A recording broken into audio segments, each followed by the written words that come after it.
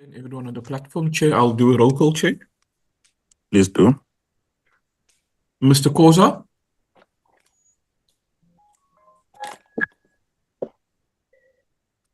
Mr. Good Koza, morning, I'm present. Ms. Motsukatsi, Good morning, Andre. Present. Mr. Three, Good morning, Chair. Good morning, colleagues. Mr. Chance,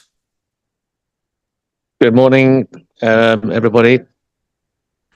Mr. Mkutu,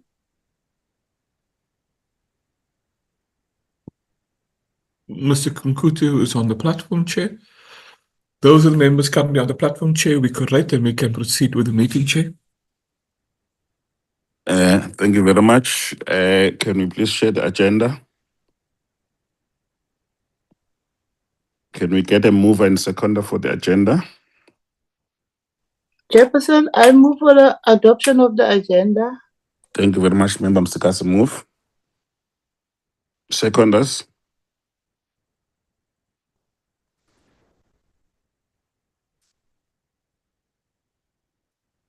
Colleagues, who is seconding the move?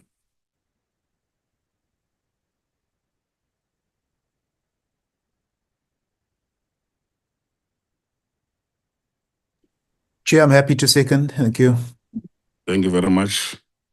Thank you very much, Member Three. Thank you very much. The agenda has been accepted. Colleagues, following the committee's engagement with SASSA on the implementation of the Sugar Industry Master Plan during the committee's oversight visit in February 2025, specifically on transformation and diversification of the sugar value chain, the committee has scheduled a follow-up engagement to receive an update on the following areas, amongst others. Firstly, progress made in relation to the diversification of the crop and sugarcane-based downstream product.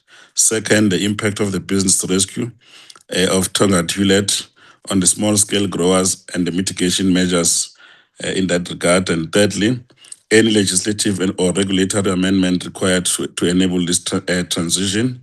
And fourthly, any collaboration initiative with government or research institute. And finally, an update on the implementation of SASSA's transformation intervention as outlined in the master plan. I will now hand over to the Deputy Minister to introduce the delegation and lead the delegation. Thank you very much. Thank you very much, Chairperson. Good morning to you and the members of the committee. Recording in progress. And good morning to the delegation from the DDIC and the SASSA representatives as well. Honorable Chair, in my DTIC delegation, I have the acting DDG for sectors, Dr. Tebogo Makube, who will be the lead official in this regard. We also have the chief director for agro-processing, which is Ms. Nxumisa Mkhatha Mhlawuli.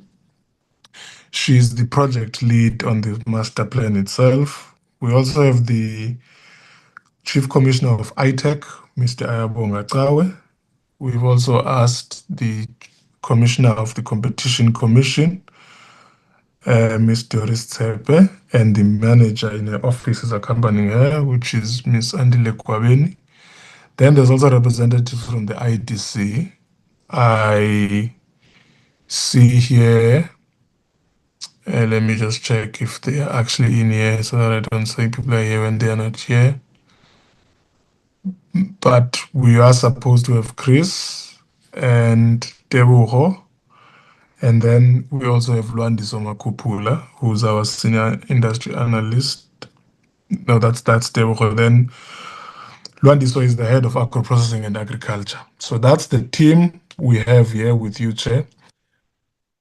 I must also make the point, Chair, that I've literally just only sat down now. I'm on an international trip. I managed to sit down now, so I will open and then be held up by a bit of logistics, but I will be in the meeting for as much as possible. Just an overview of our presentation today. We are presenting progress as requested on the implementation of the Sugar Master Plan, highlighting the ground zero scenario that we're responding to in 2020 and a series of market shocks that we've encountered along the way, starting with the COVID-19 pandemic of 2020, which coincided with the start of the master plan. That also includes the 2021 July unrests, which are of consequence here because of the geographic concentration of the sugar industry in South Africa. It coincided with that region that was affected by that conflict. And then, of course, the obvious matter of the Hewlett business rescue process that has systemic risks for the entire sector. And we will also reflect on the intentions of the second phase of the master plan, which is the phase 2, which we signed with industry stakeholders earlier this year. The key markers of our presentation is that the sugar industry had experienced some strategic challenges in the period leading up to 2020, amongst which was the influx of sugar imports, which undermined productivity growth in the domestic sector, but also had a downward pressure on the price that the producers could charge in the South African market, because these were cheap imports coming into the market, mostly from Brazil. Brazil, which essentially has the structural profile of being the global price setter because of the volumes that they generate and flood into the international market, but also that those volumes are priced in a way that is much, much lower than what the domestic industry can internalize. That's the first one. Now, of course, that also includes some SACU imports from Swaziland, for instance. But in our discussions with the industry, it's always been clear that the major challenge comes from elsewhere, but we have to find a strategic and coherent way of managing that. That's the first one. Now, the second one in that regard was the effects of COVID-19. Of course, it led to a shutdown across the economy. Then there were the July unrests in KZN that disrupted the regional economy, which destabilized everybody. Then there is the specific challenge with Hewlett, which threatened the wider value chain, because if Hewlett were to collapse, there's a whole lot of cane growers in rural KZN who supply Hewlett would have been affected negatively. So we've had to respond to that. And the BRP process has been held together by the intention on the part of both the DTIC and the ITC to keep the company alive, but to get it into a path where it is a self-sufficient going concern that makes business sense and that could return value to shareholders and return value also to the ITC in the long run. Now, that business rescue process ran into its own challenges, led to an application for provisional liquidation in court, but we intervened both as the ITC and the TTIC to oppose that cost, because we still believe that there is a business rescue plan that could be generated, which could lead us into a better footing. The other issue is that we've already seen recovery from phase 1 of the master plan in the region. The Glen Howe mill had also been closed, was under care and maintenance, undergoing its own business rescue process earlier, and that has now been brought back to life with a new investor, and we went to launch the reopening of that mill earlier this year. There is quite an impressive degree of capital investment in new technology that's brought in there, including a modernized business model that means they will be in business for quite some time. So that's indicative of the scope for growth and recovery in the sector. If Glen Howe is reopened, we believe that the same path could be realized by Hewlett. Now, there are other strategic issues here that members will see reflected on the on the presentation, amongst which has been industry's call for the DTIC to intervene against sugar imports. So they've brought a Section 6 application through ITEC to say that we should do something in order to limit the influx of these, and that is under consideration. The minister should be writing back to industry on the course of action that we are exploring.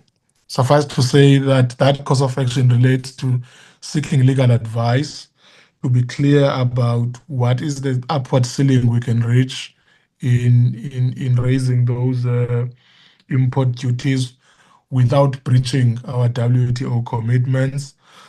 And once that has come out, we will be clear on the path to take. That's just one of the considerations at play. The second one was an application received by ITEC from different stakeholders in the industry around the dollar-based reference price. And because of those conflicting asks on the optimal price point, we took the action of appointing a facilitator to otherwise convene the stakeholders in the sector to try arrive at a common position so that there could be one application from the industry and to avoid any potential litigations in that regard. So that work is underway. There should be some direction either by the end of this week or early next week. I just don't quite recall what the actual date was, but I was given that date by the facilitator last week. Then the other point that I think is important to note out of the presentation relates to what phase 2 aims to do. Firstly, let me say part of the weaknesses with the first phase was that the participation of labor was minimal. And that, in the context of a master plan, was a strategic risk, because part of what the master plan aims to do is to forge a workable social compact that binds government, labor, and business and all the other stakeholders in the value chain to have a shared perspective on what the future of the sector must look like, including the pain points and how they should be resolved. So not having labor in the room was a risk, because that could have led to wildcat strikes when they don't understand what is the strategic direction of the other partners. But they've now been brought in onto the fold, and they have also signed on the phase 2 of the master plan. The objective there too is to still to defend jobs, defend productivity, but to also try to move towards product diversification in the sugar sector, and to basically try get rid of the excess sugar that exists in the domestic market by doing the combination of the two things: import control, but also diversification of what we do in South Africa. Now, of course, on the diversification front, there is a bit of a complexity on the lead times required to move that direction, but also the structure of the market, the viability of the markets and the different product lines that they might go to, especially on the bioethanol side of things. And it includes a conversation with other departments as well, such as minerals and petroleum, as well as electricity and energy, to see what policy regime would make it more strategically viable for investments to flow into the sugar sector. I think that's as broad a summary of the presentation as I will do right now, Chair, and then the officials, of course, will jump in and give the actual presentation itself. Thank you very much.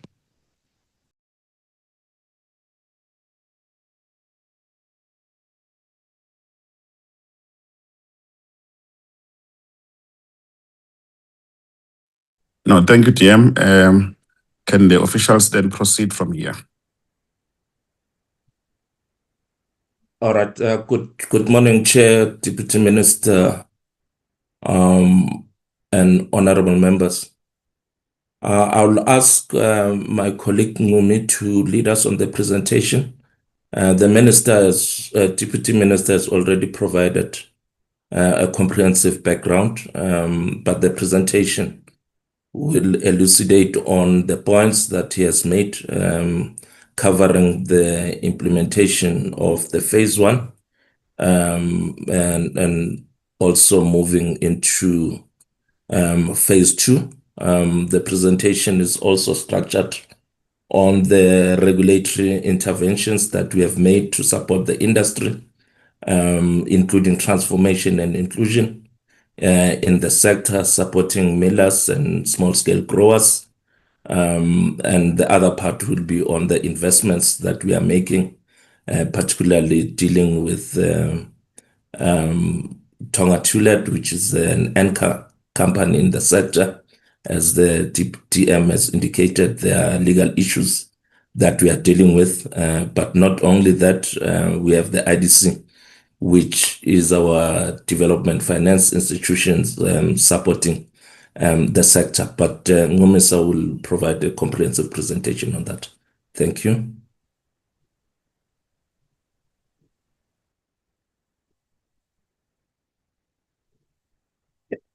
Thank you, Chair, and thank you, members, and thanks DM as well as DDG Makube, and good morning to everyone. Chair, I must indicate, I wanted to check whether am I audible, Chair? Yes, we can hear you. All right, thank you so much, Chair. I must indicate, Chair, that I think DM has covered, I think, most parts of the presentation, but I will just put, I think, just additional information, and thanks, DM, for covering, I think, the most parts of the presentation. As I think DM has alluded to the fact that the presentation, it's about the feedback in terms of the implementation of the Sugar Industry Master Plan Phase 1, as well as the commitments in terms of the Phase 2 of the Master Plan.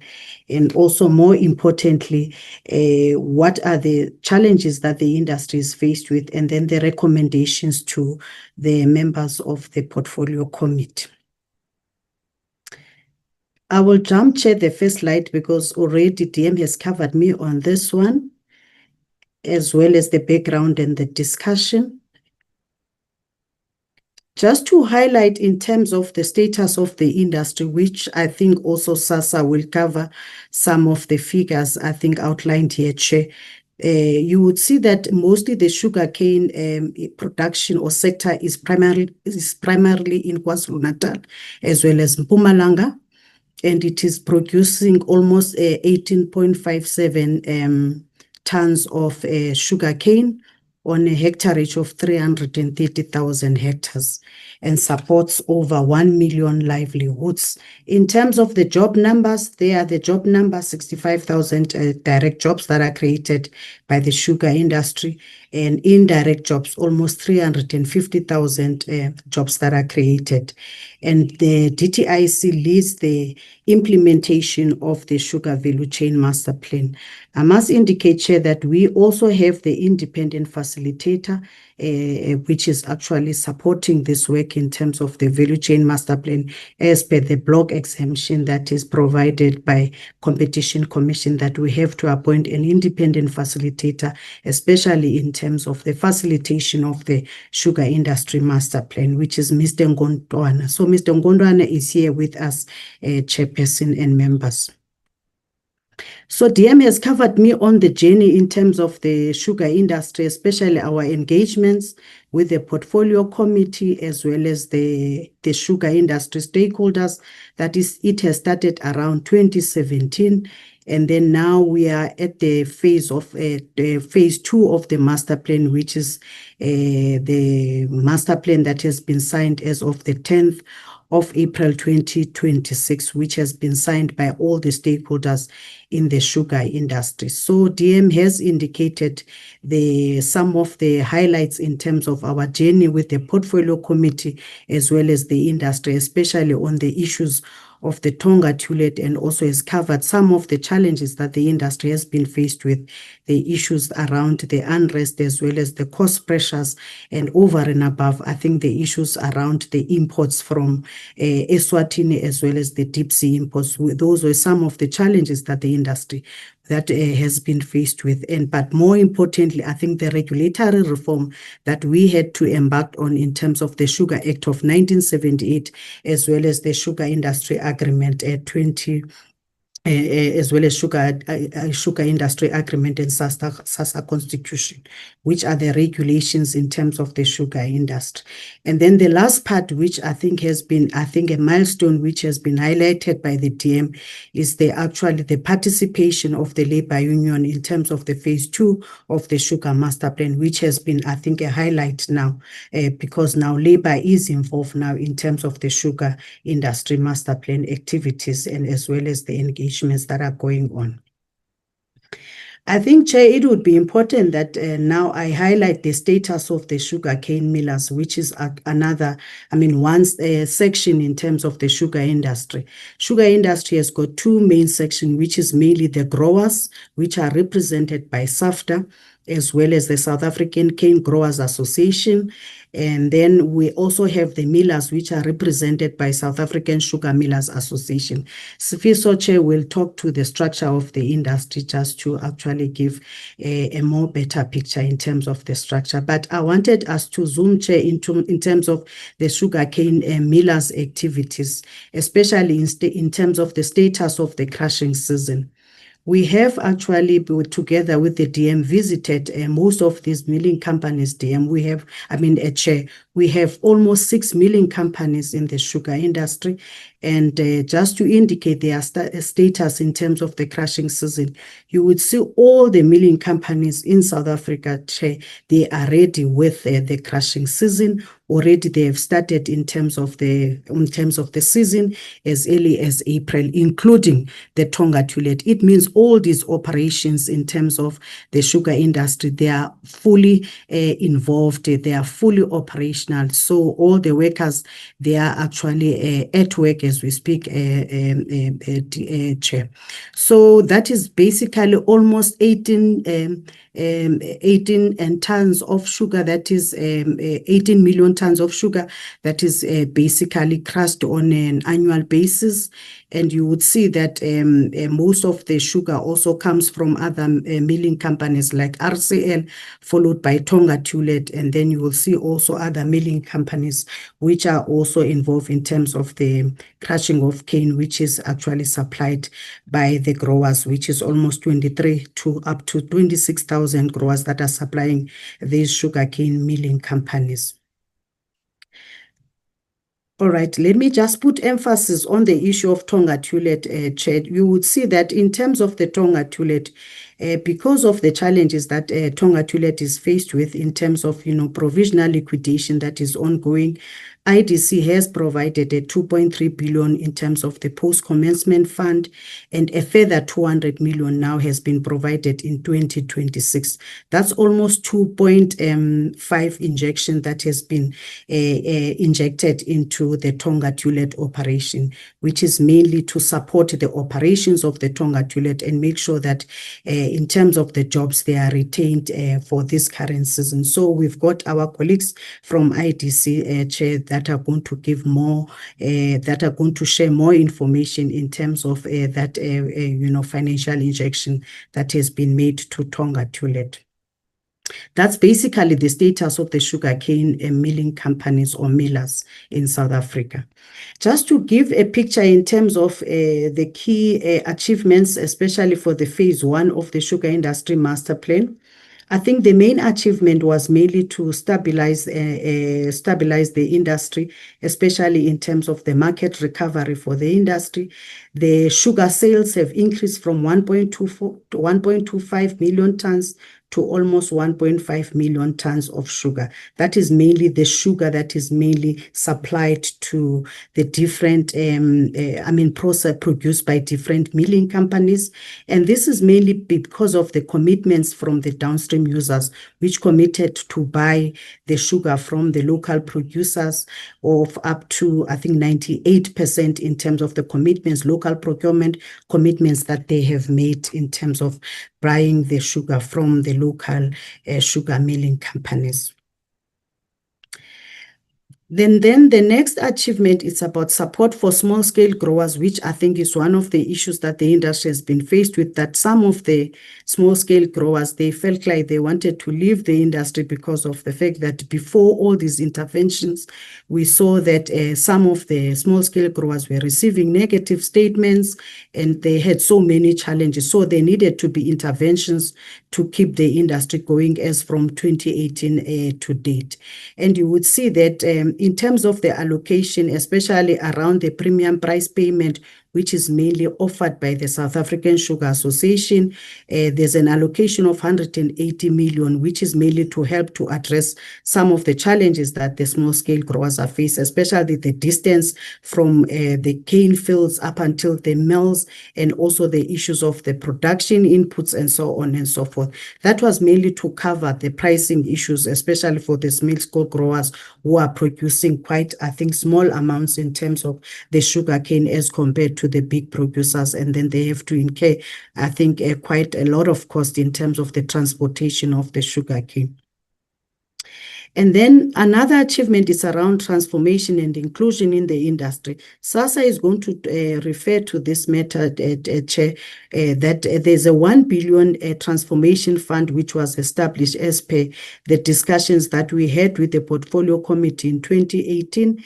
And I must indicate this has help quite a lot of support in terms of the black farmers, as well as the the historical disadvantaged groups that are involved in terms of the sugar productions, and funds were allocated to infrastructure, training, and market access. And then another part which was very important in terms of the phase one was the pricing restraint commitment, especially from SASSA, to make sure that the price of sugar, it is affordable, and also the securing of supply, especially by the millers in terms of the market. And I must indicate that SASSA has kept its commitment in terms of the price restraint. In the first phase of the master plan, there were no increases in terms of the notional price of sugar. And then I think now also, I think there are negotiations that are still taking place, especially the downstream as well as the upstream, to make sure that SASSA as well as the producers, they are able to keep the price of sugar as reasonable as possible, so that there can be, a demand, there can be increase in terms of the local demand for sugar. And over and above, also we have managed to deploy through ITEC the trade measures for this industry in terms of the dollar-based reference price, which was increased from 2018. I think if you look at the dollar-based reference price around 2018, it was sitting at $566 per ton, and it was increased to almost $680 per ton. And I must also indicate that there is an application that is in place, as I think DM has indicated, to that application for the increase in the dollar-based reference price by two parties, which is BEFSA as well as SASSA, which is being considered by ITEC in terms of its investigation. I think also, Chair, you have indicated one of the issues that I think that needed to look at, that we needed to look at, was around the sugar industry diversification, because of the fact that we know that there are issues of the sugar tax in the industry, but more importantly, to ensure the long-term sustainability of the industry. As you can see that in terms of, the global, countries like Brazil, the major producers of sugar like Brazil, as well as Thailand and India, they are involved in terms of the diversification to ensure their global competitiveness. So same applies with the sugar. We are looking at this matter in terms of the diversification, where the industry is looking at the development of bioethanol as well as other biofuels. And I must indicate most of the milling companies, Chair, they are already involved in these activities, which is the ethanol production, the generation of electricity from biogas, and also the bioplastics. So we want to see more of PLA plants being established in South Africa by some of these sugar milling companies, but more importantly, to support the energy transition as well as the rural jobs. So I must indicate that the only issue that we are focusing on with the facilitator now is to make sure that all these companies, they are able to upscale some of these activities and also to set up some of these big plants. Already diversification is taking place.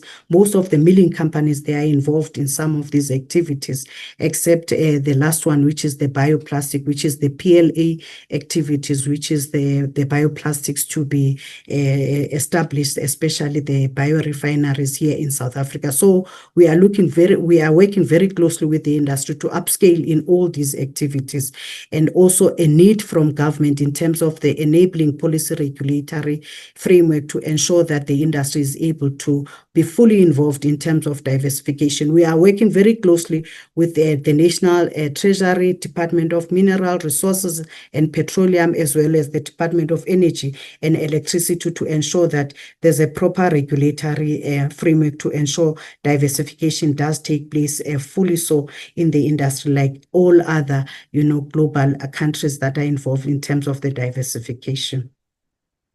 And then the trade protection chair and members, I have to indicate that there is already an application that is being reviewed by ITEC in terms of the dollar-based reference price, and the process is almost at an advanced stage for finalization. And we wanted to make sure that there's a proper balancing of this, of the outcome of this process, because we are looking at the application from both the upstream as well as the downstream, just to make sure that there's a balanced approach, especially in terms of the outcome of that application, so that we don't resolve one, category of the industry or one section of the industry, and then the other section of the industry is bleeding. So there's a proper, process that is being investigated by ITEC in terms of that process. And then in terms of the regulatory and policy support, the DTIC has published the amendments to the sugar industry, as well as the SASSA Constitution as of March 2025, to make sure that the industry is actually fully involved in terms of, support to the small scale growers, but more importantly, to make sure that in terms of all the policy levers that are needed to ensure the sustainability of the industry, those areas are covered in terms of the sugar regulations. And then also the Competition Commission has granted a block exemption for the Sugar Master Plan Phase 2 as of August 2025 to ensure that the industry is able to collaborate on restructuring as well as industrial capacity under the Competition Commission. There is an independent facilitator which is actually chairing some of those committees that are involved in terms of those processes that are talking to the restructuring as well as the diversification. In summary, Chair, in terms of the phase 1 of the master plan, you could see that we have ensured that the industry recovers in terms of the domestic sugar sales, and as well as strengthened local procurement, increased support for 12,000 small-scale growers, implementation of trade protection, as well as finalization of amendments to the sugar industry regulation. And efforts are being made to advance diversification and implement structural reforms in collaboration with the development finance institutions, which is IDC and other DFIs that are involved in terms of the diversification activities. Phase 2 of the master plan, Chair, just to highlight some of the activities as DM has indicated earlier on that. Sorry, the phase 2 of the master plan was signed off again by all the members as of the 10th of April, and now it's we have hit the ground running in terms of activities and setting up all the task teams, as well as ensuring the non-disclosure agreements are signed by all the parties that are going to be involved. But more importantly, the working groups have been established. And the intent in terms of the phase 2 of the master plan is around collaboration, transparency, as well as mutual accountability by all the parties. Here I'm talking about both the growers, the millers, as well as the downstream players in the sugar industry. And this aims to foster confidence and as well as certainty and trust across the value chain members. And the phase 2 is mainly around the shift from short-term crisis management to structural reform, as well as inclusive growth and employment retention and the long-term resilience of the industry. And as I've indicated earlier on, it was signed on the 10th of April 2026. And in terms of the focus areas for the phase 2 of the master plan as signed by all the parties, the focus is around the local offtake as well as trade protection. It will also be around the small-scale grower retention and support, which mainly is around to strengthen the role of small-scale growers through, the preferential pricing that I spoke about earlier on, as well as affordable finance and enterprise development and adoption of modern agricultural technology. The phase 2 will also focus on industry restructuring, focusing mainly on the diversification, the options that I mentioned earlier on ethanol production, co-generation, as well as bioplastic and other diversification options which are already underway in terms of the activities by different milling companies in South Africa. Also, the last part is around industry is able to focus on the diversification. So we are working very closely with the Minister of Finance through the DM in terms of that intervention to make sure that we stabilize the industry. And then job creation and transformation is going to be cross-cutting activity in terms of the phase 2 of the master plan, which is mainly around, ensuring that the implementation of the phase 2 focusing on the job retention and job creation and the transformation of the industry. SASSA already has committed a budget to ensure the transformation of the industry. Sifiso will talk about that sort of intervention in terms of the transformation of the industry. But more importantly, in terms of the immediate steps, we are looking at strengthening the governance as well as monitoring and accountability, confirm all the stakeholders as well as the government funding and private funding contribution, and also ensure that we improve the data sharing mechanism across the value chain and monitor the developments in relation to the Tonga Tullet, as DM has indicated earlier on, and also be able to provide the periodic progress report to the Deputy Minister on the implementation, including the risks that might be encountered along the way, as well as the required interventions. And then the last part is around the implications for DTIC in terms of the phase 2. I think the key implications for DTIC will be mainly around to ensure that DTIC assists with the local offtake commitments, as well as the assisting with the pricing framework that is being discussed through the different task teams, trade protection measures, support for regulatory, as well as legislative amendments in terms of the Sugar Act regulation. Coordination is going to be very important across the portfolios, especially the key departments, regulators like Agriculture, Treasury, ITEC, as well as the Department of Health, who are involved in terms of the sugar industry. And then also we want to ensure we monitor the job creation. It does take place, and also monitor also the job losses in terms of mitigation of those job losses, and also the transformation targets that they are met in the industry, and support the credible as well as transparent government governance arrangement. And also we want to ensure diversification. It does not undermine employment, but it also I would say enhance in terms of the employment opportunities that are there in the industry that will come out of the diversification activities. And last but not least is around balancing industry sustainability with the consumer affordability, especially the price of sugar. The key challenges, Chair, is around the Tonga Tullet matter, which is already Tonga Tullet has filed for liquidation, and there's a court hearing which is taking place on the 17th and 18th of June. And then I think that matter is being attended by, I think, DTIC as well as ITC to make sure that we are able to sustain the jobs there, and more importantly, to ensure the confidence in terms of the master plan, and also to ensure the existence of the Tonga Tullet. So we are working very closely with ITC in terms of trying to make sure that the process goes back to the business rescue so that it can be open for, for strategic equity partners to ensure the sustainability of Tonga Tullet, but that process will be determined by the court. In terms of funding uncertainty, it's one of the areas that we're looking at, especially in terms of contributing to the master plan as well as the diversification, working with the regulators.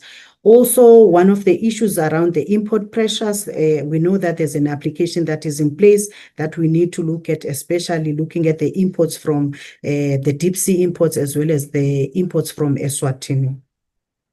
And then I've spoken about pricing and trade protection as one of the key challenges that we're addressing as DTIC. Stakeholder participation is going to be very important. And I must indicate that labor now is involved. We are monitoring that very closely, as well as the downstream users, to make sure that there is a proper accountability and implementation of the master plan. And the last part is around the diversification risk, which must be managed carefully to ensure that it supports employment transformation as well as small-scale grower participation. That is also very important in terms of ensuring that we don't have unintended job losses or exclusion. So the last part is the recommendation that we are recommending to the members of parliament that they take note of the progress report, progress that has been made in terms of the implementation of the phase 1 of the master plan. At the same time, also to take note of the signed master plan, the phase 2 of the master plan, and also the commencement of the implementation of the phase 2 of the sugar industry master plan. And also to take note that we know that the journey is not going to be easy. There is going to be quite a lot of risk involved in terms of the implementation of the master plan, including the issues of the funding and the import pressures, as well as the stakeholder participation, which might actually impose some risk in terms of the implementation of the master plan. But more importantly, I think, Chair, we also want to get your support in terms of the monitoring of the activities in terms of the master plan, including the issues around intergovernmental coordination to ensure effective implementation of the phase 2 of the master plan. With that said, Chair, I want to conclude by saying that the phase 2 of the master plan represent a decisive shift from a short-term stabilization to structural renewal, as well as long-term competitiveness of the industry. And it will depend mostly around the diversification, which is very important for the industry's sustainability, disciplined implementation, credible monitoring, as well as sustained partnership. This principle will be realized through strategic collaboration as well as honest engagement by social partners, with the DTIC playing a pivotal leadership role as well as coordination role in delivering the Industry Vision 2030. With that said, Chair, I want to say thank you so much, Chair. I want to hand over to Mr. Nkondwane, Chair, just to wrap up in terms of the presentation. Thank you so much, Chair and members. Mr. Nkondwane?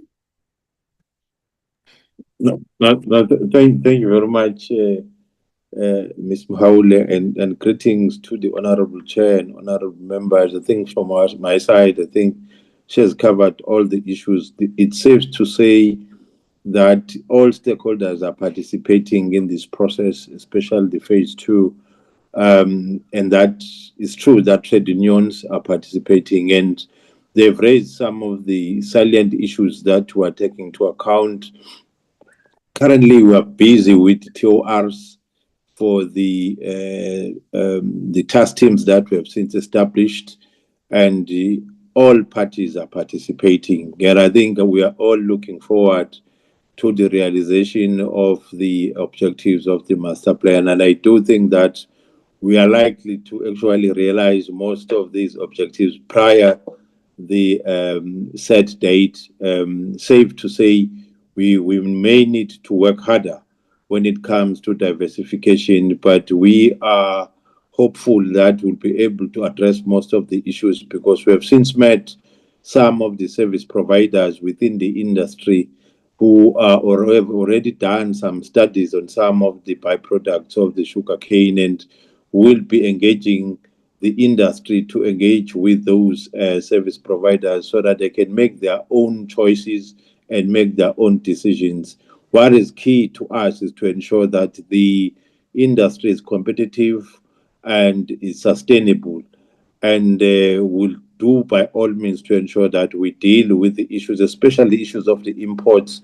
We have engaged SARS to ensure that they assist us to ensure that we protect the local procurement as per the commitments that have been made by the parties we'll be sharing information with them based on the volumes that have been produced by the industry and ensure that there is no illicit import that is being undertaken. So we are putting measures and mitigating against any risk that will make sure that we do not realize what we have set for ourselves. So I'm positive, and I think after this month, and after all parties have agreed on the TORs, we'll be giving a proper report, knowingly that we have agreed on the number of targets that we have set for ourselves. With that, Chair, I think I'm done. Thank you very much for the opportunity.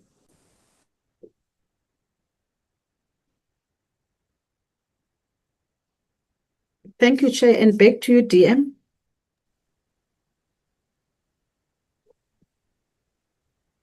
We have the second presentation, I think, so that we can debate and deal with both of them if it can come through, please.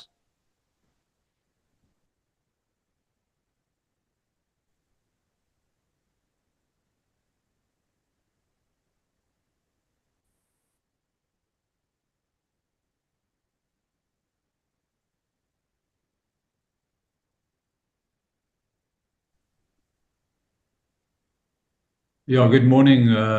Good morning, Deputy Minister and Honourable Chairperson and Honourable members of this Portfolio Committee. Thank you very much. I think that we will deliver our presentation. I think Nomisa's presentation has already covered quite a few aspects that are also contained in our presentation, but we will elaborate on them and try and avoid too many repetitive stuff. My name is Hans Hackman. I'm one of the 3 vice chairpersons of the Sugar Association, and I will be acting chairperson today for the Sugar Association and presenting this presentation. I will also be calling on our CEO, Sifiso Mhlaba, to do parts of the presentation with your permission, chairperson. Can we go to the next slide, please?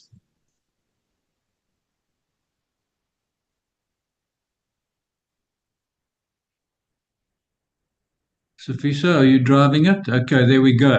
Thank you. So this is a slide of the industry structure. You can see that SASSA is in the middle, and our ultimate decision-making body is called the SASSA Council. On the left-hand side of this slide, you will see the growing sector, which has 2 associations representing the sugarcane farmers. It's the SA Cane Growers Association and the South African Farmers Development Association. And those 2 associations are the growing members of the Sugar Association. On the right-hand side, we have the South African Millers Association, Sugar Millers Association, and you can see the 6 milling companies that are members of this association, and that the South African Sugar Millers Association is therefore the 3rd member of the Sugar Association. In the middle, we do have, we don't currently have one, but we have a SASSA independent chairperson and 3 vice chairpersons. Those 3 vice chairpersons are nominated, 1 each from the SA Cane Growers Association, SAFTA, and from the Sugar Millers Association. And we then have 20 council members, 10 from the milling sector, from SASMA, and 5 from Cane Growers Association, and 5 from the South African Farmers Development Association, with basically a vote between the growing and the milling sector split on a 50-50 basis. The SASSA Council is the ultimate decision-making body at SASSA, and we as the chairpersons do not have any vote on any of the decisions that are taken in our industry. Can we go to the next slide, please? So this is the South African sugar industry where we are located. As Nomisa earlier indicated, our numbers are slightly different, probably more updated. We have 26,237 small-scale growers. I think 99.9% of those are black small farmers that farm on small pieces of land ranging from 0.5 hectares to probably about 2 to 3 hectares. And then we have 1,125 large-scale growers, of which approximately 300 are black large-scale growers, the rest being the old traditional white commercial farmers. At the moment, we have 12 mills in operation. They are all in rural areas of KwaZulu-Natal as well as Mpumalanga. We used to have 4. We've closed 2. You can see the ones that have closed there. The Darnell Mill, which is in red, that was a Tongaat Hewlett Mill. And the one right at the bottom, the Umzimkulu, which used to be the most southern located sugar mill on earth, that has also closed down. The reasons for the closure of these mills is probably mostly to do with the introduction of the HPL, which basically resulted in us losing approximately 350,000 tons of domestic sales, which we then had to export onto the export market. That was introduced in 2018, and the effect of that really has resulted in the closure of these mills, obviously as a result of the marginal growers that supply those mills not having been able to survive. I think, as mentioned also, that we normally produce about 2 million tons of sugar per annum. 1.5 million tons of that is sold into the domestic market. And for us, we consider the SACU area, which has a common tariff barrier, as that domestic market. We sell 1.5 million tons into that market, with the balance then getting exported to the world market. And we make a loss on the world market when we sell that sugar, okay? I think that also mentioned by Deputy Minister that we do also bear the brunt of the SACU agreement, whereby we tolerate importation of around probably 350,000 tons of sugar coming in from Eswatini, who send their sugar into South Africa. I think most importantly, I must say that we understand the balancing act that the government has to undertake in ruling our country and ensuring that all stakeholders are taken care of on a fair and equitable basis. And we are most grateful for the continued support of our ministers, Minister Tau and Deputy Minister Godlimpi, and our DTIC officials. And I think without your support, we would not be around at today's meeting, if I can put it that way. So thank you for that. Can we go to the next slide, please? This is a contribution that we see of our industry to the South African economy. This is based on 2025-26 data. Dependent rural livelihoods, about 1 million. Direct job opportunities at 65,000 at this point in time. I think we were at 80,000 before we lost those 2 sugar mills, Darnell and Umzimkulu. Indirect employment is probably down to 270,000 from 350,000. Total industry revenue at this point in time, 22.8 billion. I think if we didn't see the 200,000 tons of imports from Brazil coming in, that number would probably be sitting around about 24.5 billion.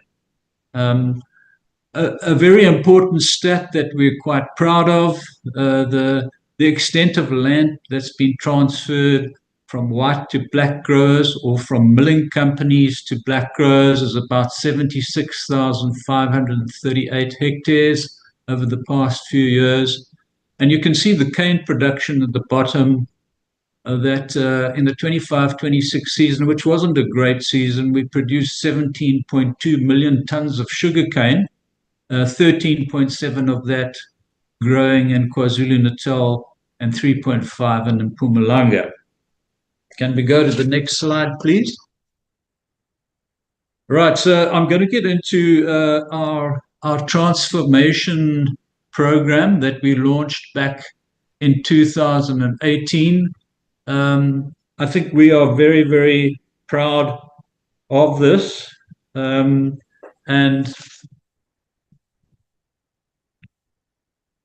it has been going on now. I think we've spent, if you look at the slide, and I think these numbers are summarized on the slide after this, that we've spent 1.73 billion rand on this transformation program that we launched into in 2018. This is a very detailed slide, Chair. We apologize for that, but we thought it was very important to have all the detail. It sets out all the different interventions that we have embarked upon over these 8 years, and you see the numbers of how much we've spent on those. All those numbers are in millions of rands. So if you look at interventions 1 to 4, interventions 1 to 4 represent basically the interventions that we put in place to give the small-scale growers a premium price for the sugarcane that they deliver on an annual basis. And this was to recognize that the diseconomies of scale that they suffer need to be compensated with some form of premium. This premium really works out to about an 18% premium over and above the cane price that is paid to large-scale growers. And then if you look at the other interventions 5 to 20, which are on the next slide, which we could go to now, these are more targeted interventions to alleviate some of the challenges faced by the small-scale growers, and the total spend on that over the last 8 years has been in the region of 408 million rand. So all the numbers here are on these 2 slides, and despite them saying that they are the budget at the top, these are not budgeted figures, these are actual spends. Okay, so I think that that's an error in our presentation to you. It should not say budget. This is the actual expenditure in each one of those 8 years. Can we go to the next slide, please? Continuing here with industry transformation, I think it's what have these transformation interventions achieved and delivered for our industry? I think definitely improved sustainability for our black small-scale growers. They are significantly more viable than they were 8 years ago. I think we've seen the number of small-scale growers increasing nicely. You will see those numbers there on the left-hand side table, difference between 2018 and 2025-26. I won't go through all those numbers. I'll let you read those. Definitely increased tonnages of cane delivered by black sugarcane farmers. And I think for me, extremely meaningful and valuable participation by black sugarcane farmers in all aspects of our industry, especially in industry decision-making through the Council of the Sugar Association, which I am very proud of. I think this is all championed by very strong and competent black leaders at the South African Farmers Development Association, as well as at the South African Cane Growers Association. And I've got to say that this program has also made a huge contribution to job creation and upliftment in the rural economies of the provinces of KZN and Mpumalanga. This slide also shows that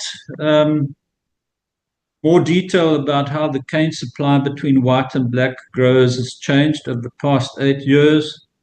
Our objective is definitely still to get to a cane supply of 50% of the industry's cane being supplied by black sugarcane farmers. We're some way off that yet. I think we're at 28.5%. But if you compare that to where we were 8 or 10 years ago, it was in the region of 12 or 15%. So I think we've made some good progress there. Then last year also 250 million rand is spent per annum on research and development through the South African Sugar Research Institute, which is run here by the Sugar Association and the Sugar Milling Research Institute. And most importantly, we as an industry fund all of these costs ourselves. All of these costs are funded by all the sugarcane growers and the 6 milling companies. There's no grant funding coming from anybody on any of this. Okay. Over and above this, I think that the milling companies also have their own transformation initiatives, and they fund these themselves over and above this program, this transformation program, which I've shown you today. Can we go to the next slide, please?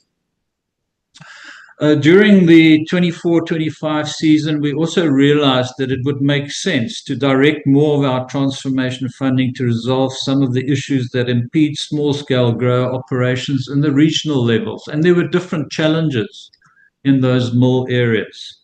So we allocated some funding to deal with regional transformation interventions or blockages, if I can call it that. And we've spent 108.58 million over the past 2 seasons doing that. I think you'll find that under intervention number 19 on the previous slides. We go to the next slide. These are some of the other successes that have been reported on these regional interventions.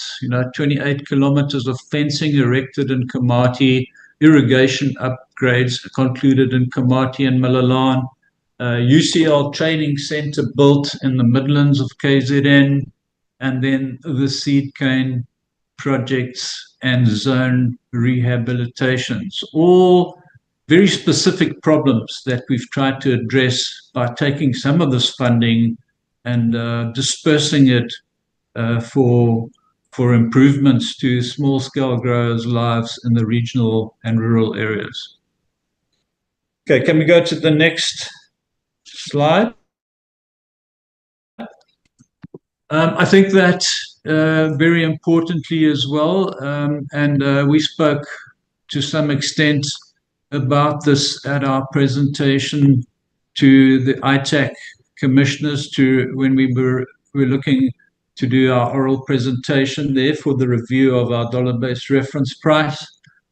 We are committed to continuing with this transformation program. And I think that we will have to set aside approximately 2 billion rand over the next 5-year period to continue with this transformation fund, the small-scale grower premium payment, and what we call a supplementary payment fund. That's all part of that transformation program.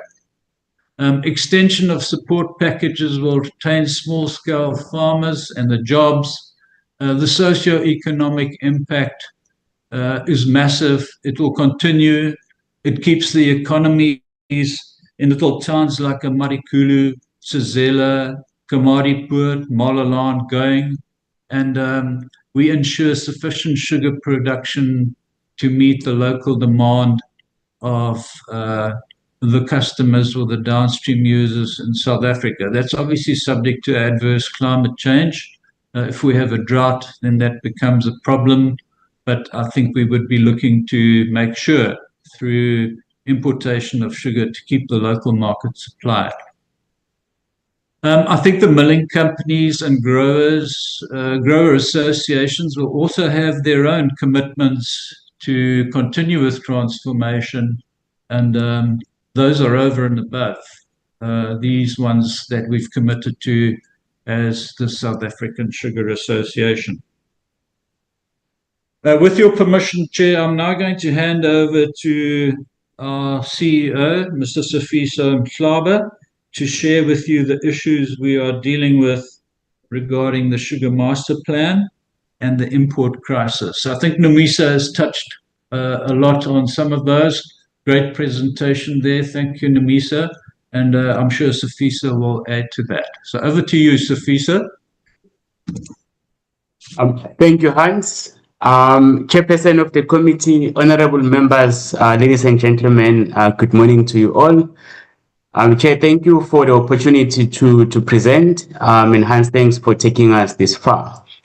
Chair, as Nomisa has indicated, the industry and all the value chain participants signed phase 2 of the master plan on 10 April. It was a momentous occasion for us, Chair, because what the master plan does is it creates a shared vision for the industry that is shared by our government and also our value chain participants, in particular the downstream. And it creates a shared understanding of where we want to go. And it also helps in identifying the interventions that are necessary and the stakeholders that need to support us. I think, Chair, it would be appropriate for me to also acknowledge the leadership of the minister and the deputy minister in getting us to sign phase 2 of the master plan. In conceptualizing the master plan, Chair, it was always acknowledged that it would be a phased approach. And phase 1, as Nomisa indicated, delivered some wins, but there were also some areas that needed further work. And the leadership demonstrated by the deputy minister in bringing all of us into the room, where there were different views expressed, he was able to collate us into the room and get us to agree on that shared vision for the master plan and for the industry. Chair Nomisa has spoken to the key areas or key focus areas for phase 2. What I really just want to highlight, Chair, is the task team B or the small scale grower retention and support. Chair, in phase 1, small scale growers were identified as foundational to the industry, and this continues through phase 2 of the master plan as well.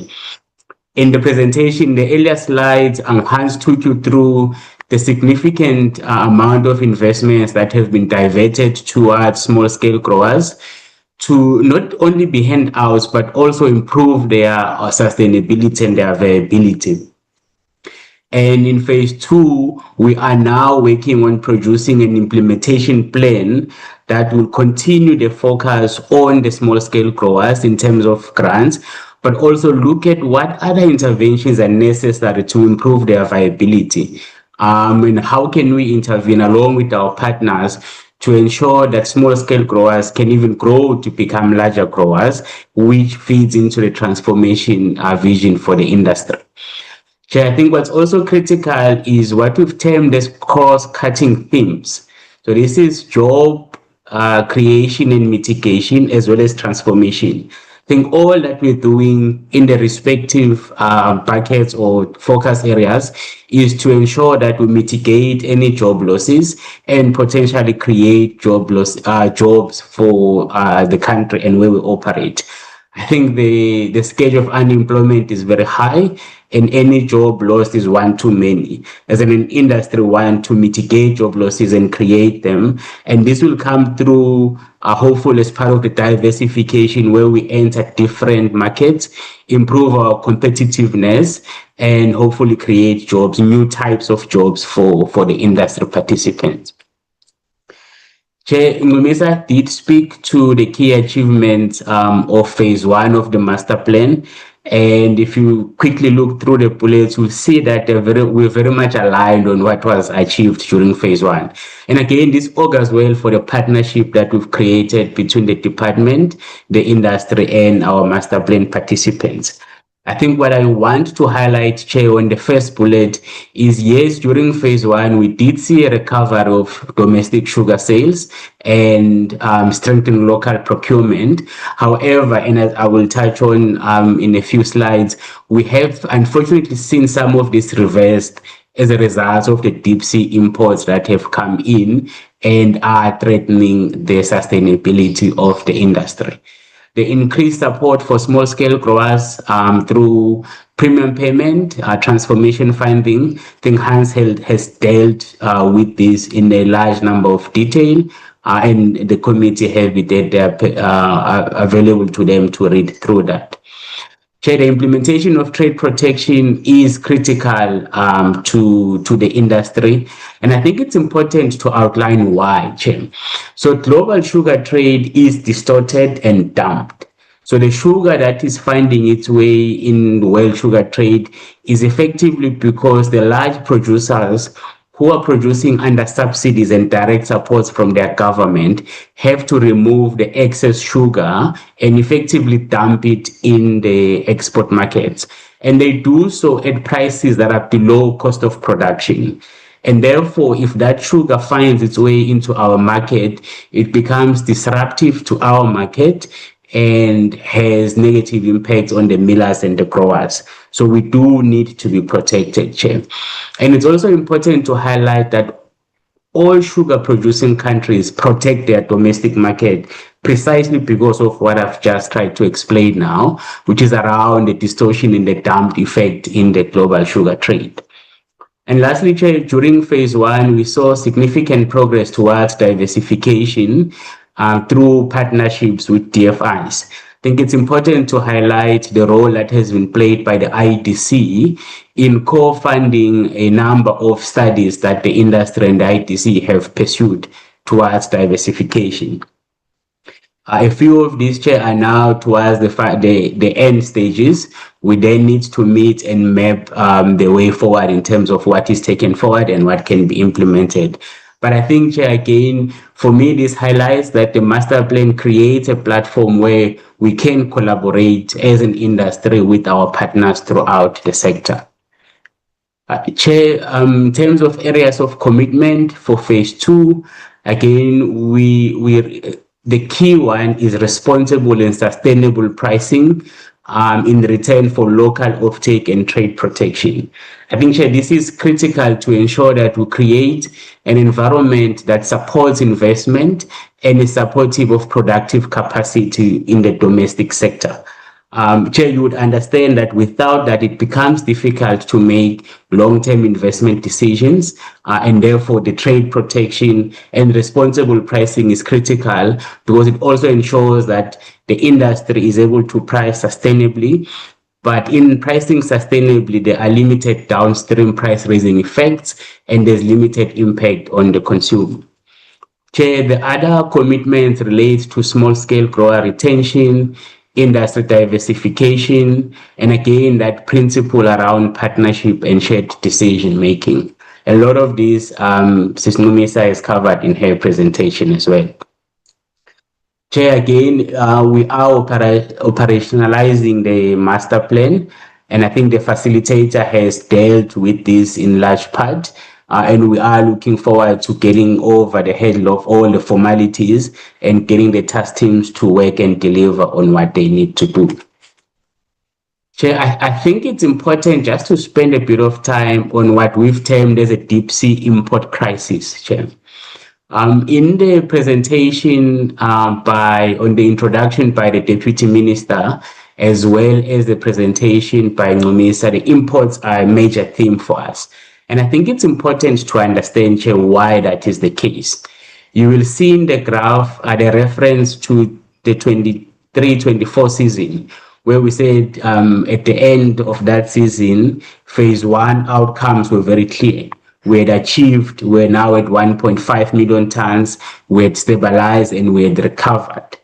Unfortunately, Chair, if you roll forward from that season, we've seen our sales reduce drastically from the 1.529 to just below 1.3 in the season we've just concluded. This is about a 16% reduction in our sales. If you look at the red part of the graph, Chair, you clearly see that our reduction is commensurate with an increase in the deep sea imports that we spoke about earlier. We saw deep sea imports increase from 25,000 in the 23-24 season to 213,000 in the season we've just concluded. And Jay, so what does this mean? What does 200,000 tons of imports in the country mean? It is a number, but we thought it's useful to put it into context. And the context here is from a revenue loss perspective, we are looking at 1.5 billion rands that were lost by the millers and the growers in one season. And this loss arises because, as I said earlier, when the imports come in, we now have to export that sugar. There's that displacement effect. And unlike other agricultural commodities where we make where they make a profit by exporting, for the sugar industry, it's the exact opposite. There's a significant loss when we export. Again, what does the 213,000 tons mean? It is equivalent to approximately 2 mills production for the full season. As Hans showed you, the mills that we have throughout the country or the two provinces, if the 200,000 ton imports are maintained, 2 of those mills are at risk because the continued losses would mean that they may have to look at shutting down. And again, when that happens, it's loss of productive capacity, socio-economic contribution, and jobs that are at risk. What does the 213,000 ton mean in terms of sugarcane production? It takes about 2.5 million tons of sugarcane to produce about 213,000 tons of sugar. Again, that is what is at risk. And that 2.5 million tons of sugarcane comes from 40,000 hectares that are planted, where growers have to invest, and where employees have an ability to earn an income through looking after those 40,000 hectares. And I think, Chair, for us, the biggest risk is what happens if the imports continue to come in the current season, if there are no adjustments in the tariffs. And those are the numbers that we're looking at. We're looking at more than 300,000 tons. And again, the impact becomes compounded and there's significant risk to the industry. I think, Chair, this is, as it has been acknowledged, there is an application from SASSA for an increase in the reference price. We believe the correct number should be 905 because the last adjustment was in 2018. So there has been no adjustment since 2018. And we fully acknowledge, Chair, that the ITEC processes are ongoing, and we have made our presentation to the ITEC team, and we are hopeful that they will arrive at a determination once their processes have been concluded. Chair, the next discussion is around diversification, and I will hand back to Hans to finish the presentation. Thank you, Chair, for the opportunity to present to you.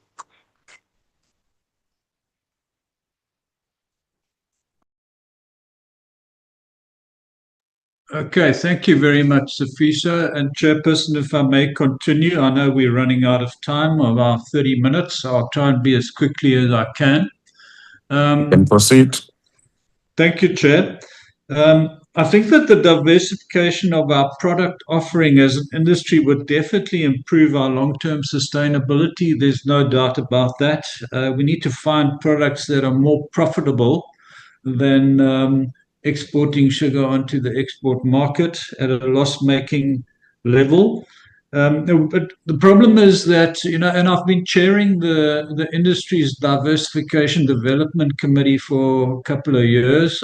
I'm not doing it anymore. I've handed it over to one of my colleagues because I've got a little bit depressed in dealing with all of these issues.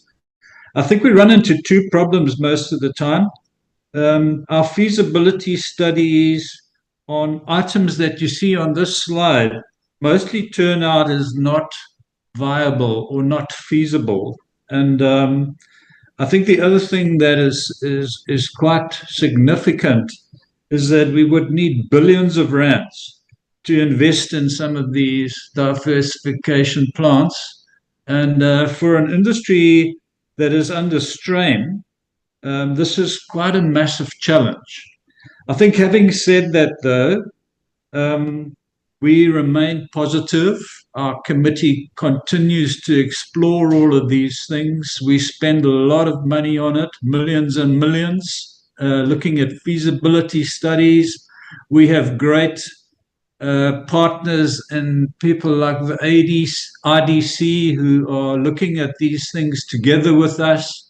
We've had lots of interaction with Sasol on bioethanol, but we're not really at a point where we can pull the trigger and say, yes, these should be pursued and let's find investors to go for it. So as enthusiastic as we are, I think that you also, Deputy Minister, have pointed out some of the challenges of making this thing become real. But nevertheless, we continue and we remain extremely positive that we are going to find it. I think the other thing that I would like to say is that diversification of the sugar stream needs to be meaningful. I think Nomisa referred to the fact that we are already diversified. We are diversified on the basis where some of our sugar milling companies are diversifying by using tier 2 raw material. That's basically stuff like molasses, fiber that comes from the sugar cane, and we make things like animal feed. I think Illovo makes quite a substantial amount of ethanol from the molasses, which is the byproduct of the sugarcane process. But from the sugar juice, where we crystallize the sugar from, we still need to find a meaningful, diversified application for that. And I think that that's what we're searching for.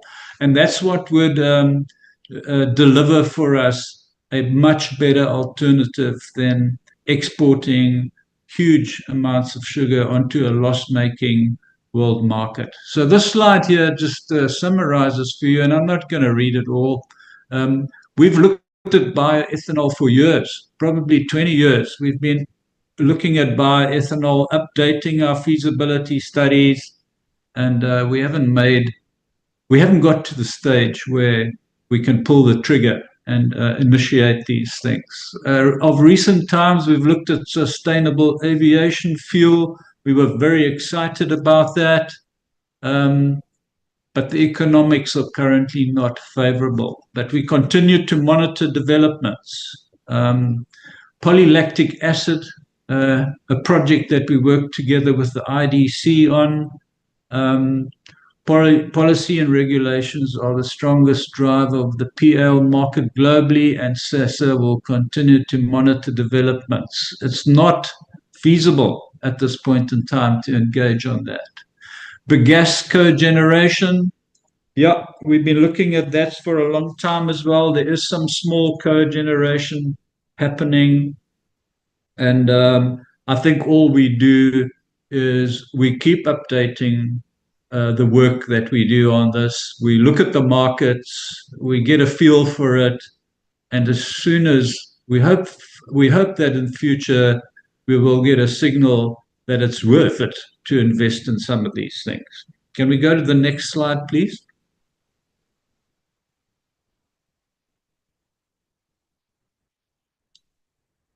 I think very importantly, enabling regulatory framework. We need regulatory support. We definitely want to be like the Brazilian sugar industry. They are the leading sugar industry in the world for one reason only, and that's their flexibility to diversify their product offering from sugar to ethanol. When the oil price ticks up, it makes sense for them to make ethanol.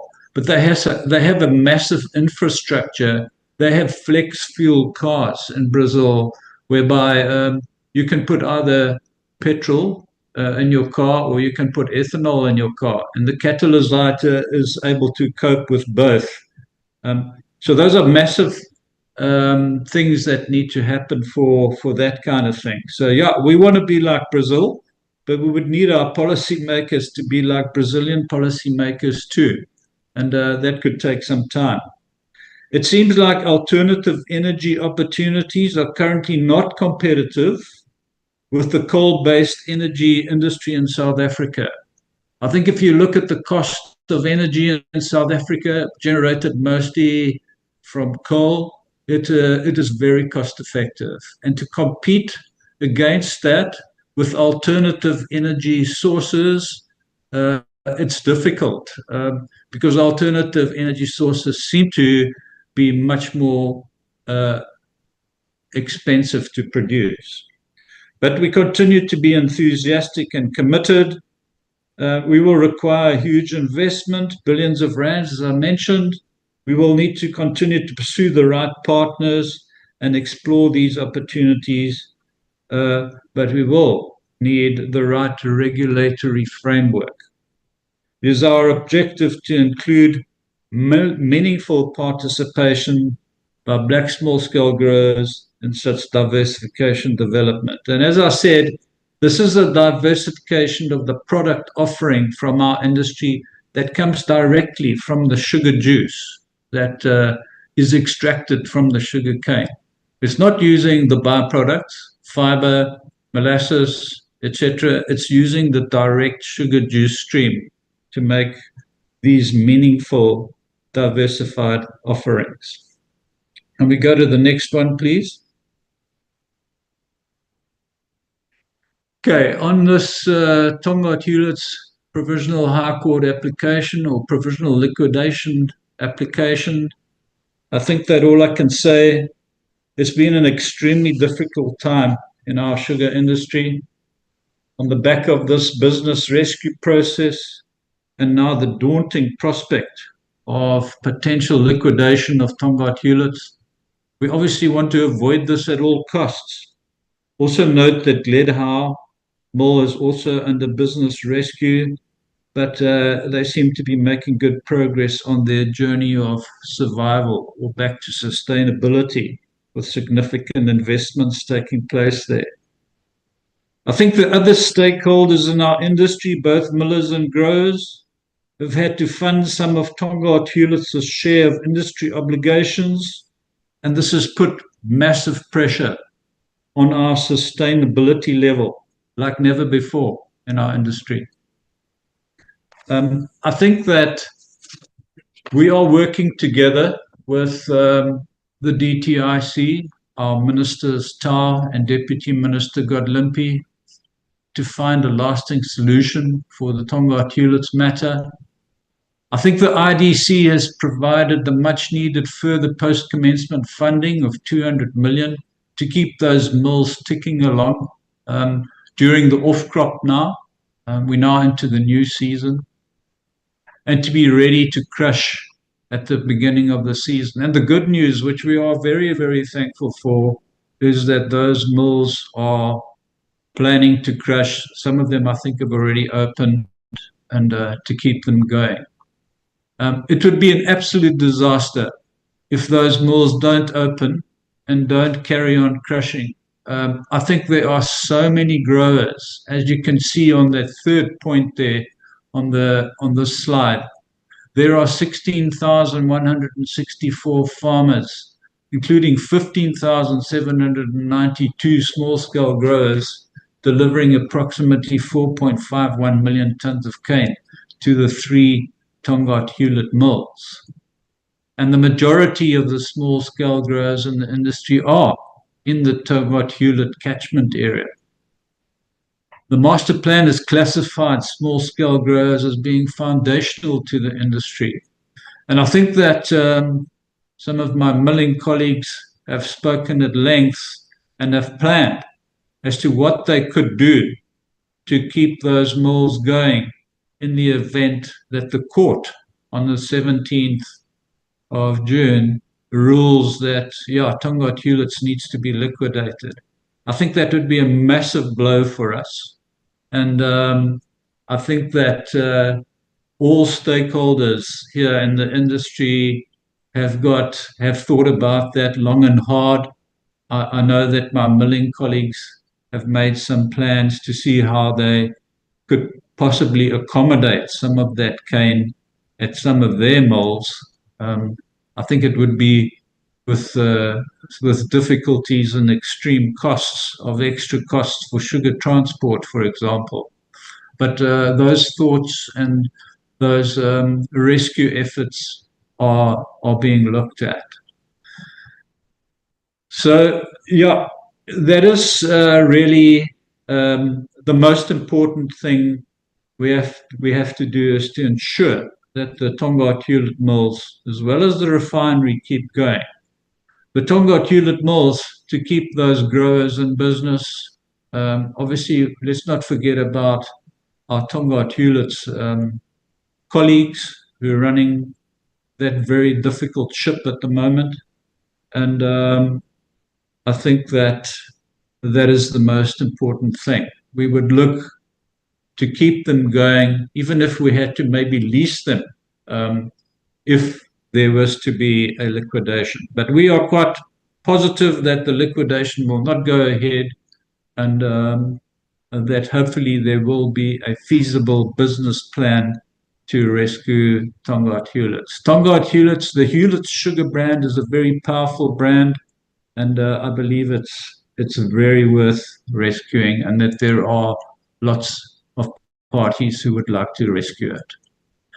I think in conclusion, Chair, effective implementation of phase 2 of the master plan is key. I think that we have a good social compact there with our downstream users and with the labor guys. I think that's essential to make the sugar industry stronger and more sustainable going forward. The second point, policy and legislative instruments are crucial to enable product diversification. I heard deputy ministers talking about that as well, as to maybe some prospects there. The government and parliamentary support is critical for sustainability of the industry. I mentioned earlier that we're extremely grateful for the support that we do receive from our ministers, Minister Tarn, Minister Godlimpi, the DTIC officials, and even the ITAC officials have been extremely constructive in dealing with our problem. Appropriate tariff levels are urgent, more than ever, to save our industry from sugar imports. We're losing too much money, 1.5 billion per annum. And I think that, admittedly, I think that this process has taken very, very long. I think that it obviously was complicated by the counter application from some of the downstream users, which I still can't fathom out as to why somebody would want to reduce the import tariff on sugar, because it would definitely spell the end of our industry. So I don't actually see the logic behind that. But anyway, I think retention and growth of black small-scale farmers remains one of the industry's huge priorities, an apex priority. I think that we've been quite successful in achieving that. And then, very importantly as well, we understand the need for the sugar tax and the whole health debate. I think that I've spoken about that at various opportunities on radio programs. And yep, I don't think at any stage we as an industry are saying that you should overconsume sugar. We believe that sugar is part of a balanced diet and a healthy lifestyle. And I think we're a natural product, and we're a lot healthier than some of the alternative sweeteners that are hitting the market. So yeah, I think the maintaining of the sugar tax moratorium is extremely important. We'd obviously prefer it to be frozen forever or removed, would be even better. But we understand, as I said earlier on, we understand that government has a difficult job in balancing all the requirements of all stakeholders in the economy. And but we do have to highlight that it's caused us some huge damage. So I think that that's the end of our presentation, Chair.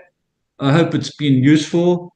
And obviously we're available to answer questions. We have representation here today, also from the 3 member associations, Cane Growers, SAFTA, as well as the Sugar Milling Associations. I think we have the chairmen or the chairpersons and the CEOs or operations directors from those organizations available to assist in answering any questions. Thank you very much, Chair.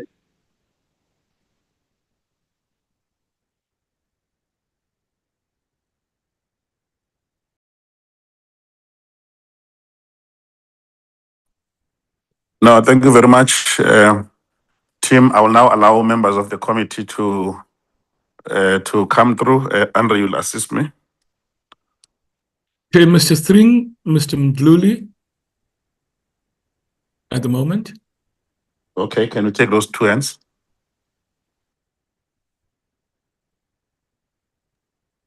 Thank you, Chair. Chair, let me perhaps at the outset just indicate that I do have somewhat a bias in terms of the sugar industry, particularly in KwaZulu-Natal, having two family members who have spent almost their entire working lives in the sugar industry, and one currently been poached and is now working in the South Asian market, sugar industry market. Some of my growing up years, particularly within the Stanger, Donald, Matikulu area, and as well as out in Impangeni, I've spent quite a bit of time with my relatives who've worked in the different sugar mills in those particular areas. So there is somewhat of a bias that I have, and I want to just kind of place that on record. But having said that, Chair, I want to also agree.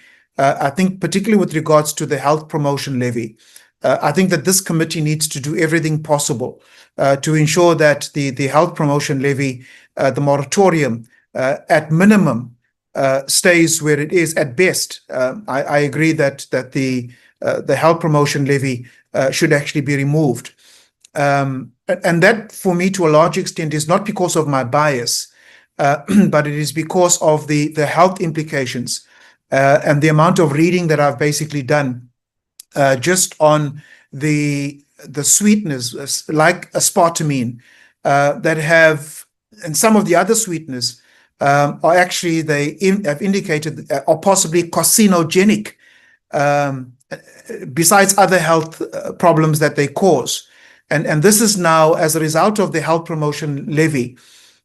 These sweeteners that have worse health considerations than the sugar itself are now being added to our beverages and foods and being consumed by South Africans. So I think that in terms of the health promotion levy, my view, Chair, is that this committee needs to do everything possible to convince Treasury to take a serious view and a relook on that particular funding policy. But Chair, maybe other questions. Maybe let me just pose those particular questions. Just with regards to the Tongaat Hulett recovery and the protection of jobs, given that government-linked entities, including the IDC and as well as SASSA, have collectively committed some 3 billion rand, obviously about 2 billion towards supporting or stabilizing Tongaat Hulett, and another 1 billion from SASSA towards stabilizing the sugar industry and in particular small cane growers. But what are the measurable milestones and timelines, accountability mechanisms that are in place to ensure that Tongaat Hulett's business rescue and recovery efforts succeed? And I know that this is kind of sub judice because it's got to go through the court processes. And if that court process is not in favor of what we would see as the necessity for the survival of Tongaat Hulett, what processes also are in place if the court rules in favor of the liquidation? Then secondly, Chair, what interventions are being considered by the department and the industry stakeholders to ensure that the milling capacity is strategically located closer to cane growing areas? And I think that we've been discussing this from the previous administration. And so here now in the 7th administration, we are still discussing location, because a large factor of the cost, particularly of your small cane growers, is transport and being located far from where the mills actually are. So I think it's important that we give consideration to proximity also to mills. And then with regards to the cheap sugar imports that we currently see, so despite the existing tariff measures we've seen that continued increase in the last couple of years, the sugar creep in imports, so to speak. The domestic sugar industry continues to face pressure from low-priced sugar imports. So what additional trade remedies, perhaps the Deputy Minister, if he's still with us, what additional trade remedies, customs enforcement measures, and anti-dumping interventions is the department pursuing to protect local producers and processors and workers from unfair competition, while remaining compliant, obviously, with international trade obligations? And then, Chair, my last question is just with regards to diversification. And again, unfortunately, we've had these presentations even in the previous administration. And in the previous administration under Minister Patel, we spoke about diversification. We spoke about the biofuels market. We spoke about jet fuel. And now some 5 to 7 years, and I've heard SASSA, the one of the vice chairs, deputy chairs, indicating that they've been talking about this for the last 20 years. And in my case, it's at least the last 7 years within this particular department. And we are still nowhere near to implementation. So I think for me, Chair, the importance here is closing those particular gaps, closing those funding gaps, those costing gaps, which is preventing us from proverbially pulling the trigger, so that we are able to become like the benchmark country, which is Brazil. And we've discussed also how we can actually learn from Brazil in the previous administration. And unfortunately now in this administration, we are still talking. And I think that's what separates us as a country and perhaps as a department from other departments. We jaw, and we do little in terms of implementing to close those particular gaps. So I would like also for the minister or the deputy minister to comment on timelines, funding programs to ensure that we're actually able to close those particular gaps. Thank you, Chair. Thank you, Member Mdluli. Thank you, Chair. I do have quite a number of questions that I have drafted. Some I drafted when I was reading the presentation a few days ago and through to yesterday, and then some as I was listening to the presentations. So I do have questions for ITEC. I see that the Commissioner of ITEC is here, Mr. Trawe. So the first one is with regards to the import tariff. So I'd like to ask, just frankly, why has the import tariff finalization taken so long? I assume that the industry, I stand to be corrected, that the industry submitted its applications in 2024 in October. So from your side, I want to know what is the expected timeline for completion of this process. And my second question is then to the DTIC itself. Phase 1 of the master plan was originally described as a stabilization program that will run until March 2023, yet the presentation reports achievements through to 2024-2025. Why did phase 1 effectively extend beyond its original timeline, and what explains the delay in transitioning to phase 2? Secondly, the presentation states that phase 1 successfully stabilized the industry.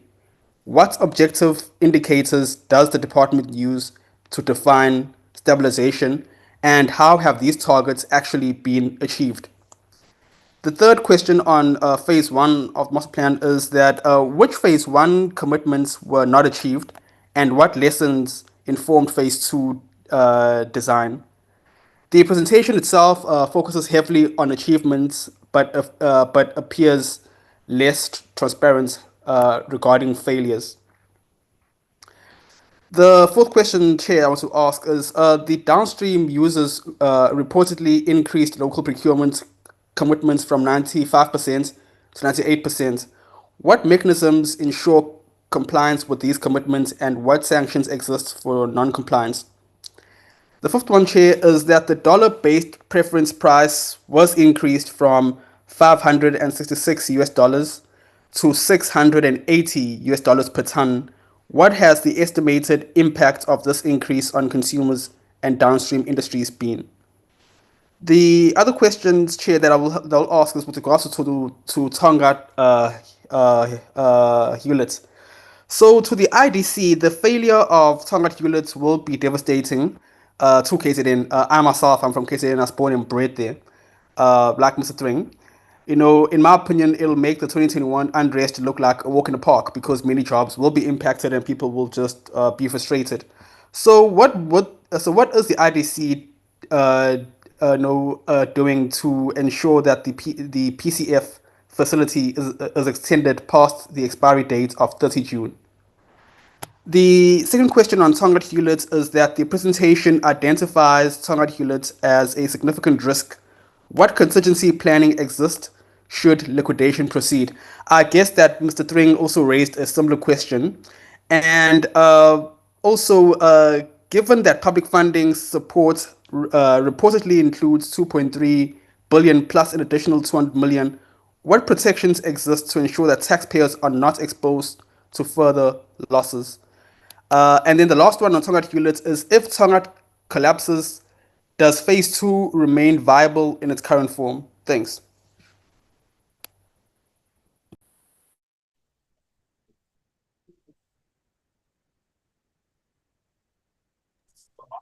Thank you. Okay, Mr. Chance and Ms. Motukatsi, Chair. Yes, Mr. Member Thank you, Chance and Chair. Member Mitsugasa. Thank you. Yeah, thank you, Chair, and thank you to everybody for the presentations. I'm largely covered by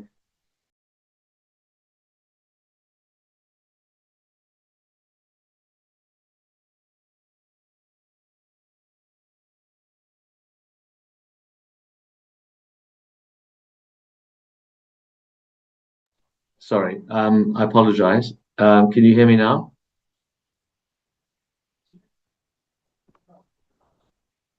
We can hear Hello? you, Mr. Chance.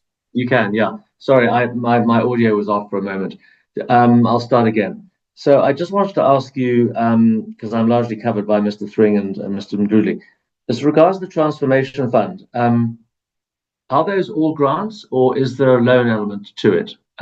If so, what is the sort of repayment plan on any loans? And of course, this Transformation Fund was established long before the new concept of the Transformation Fund. So can you give us some information on who runs it? Are you running it entirely internally? Do you have any external service providers that help you run it? And then you mentioned that there's a gradual transfer of ownership of white-owned farms to black-owned farms. What is the plan, if any, for the consolidation of those black-owned farms to make them more competitive? You mentioned, I think it was an 18% subsidy to allow them to be competitive, but clearly that is not in the long-term interest of the competitiveness of the industry, not to mention prices of sugar for the consumer. So do you have a plan for consolidation of farmers buying each other out? If so, could you maybe describe that to us? Then, does the IDC have any upper limit on its funding commitment? Assuming it does have a funding commitment, and going back to the question Mr. Mduli was asking, the funding obviously is going to have an impact on the IDC's balance sheet if that funding goes bad.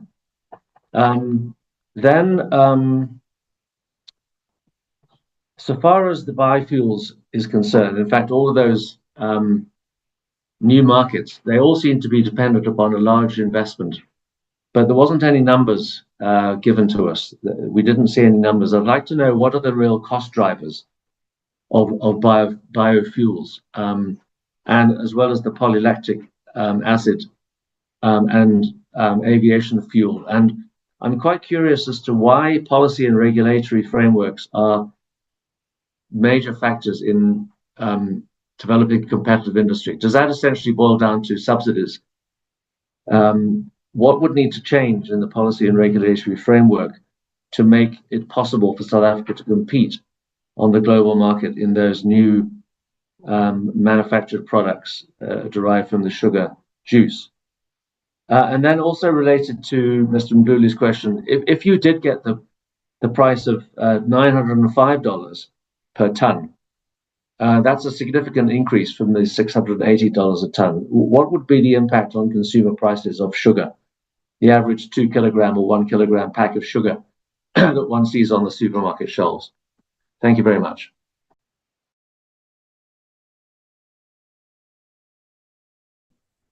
Thank you, Chairperson. Good morning again, and let me also take this opportunity to welcome the two presentations and also acknowledge the improvements that has been made on the work that has been done. Chairperson, my question will focus on the outgrowers and farmers. Has the payment delay issue been improved? And what is the average days from delivery to payment now? My second question goes as follows. Which mills have completed modernization under the plan? Any still pending? And then my last question will focus on the timelines. Are we still on the track for the 70% self-sufficiency by 2026 and the 100% by 2020? Thank you, Chair.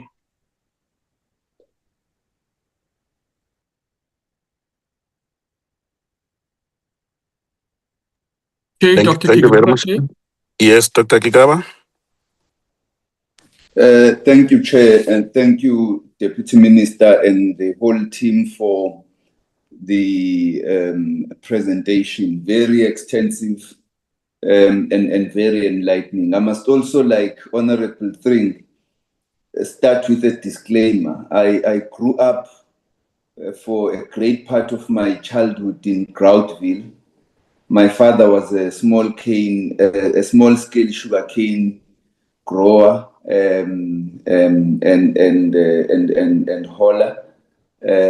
So I used to travel with the tractors to drop off tons of sugarcane at Glendo.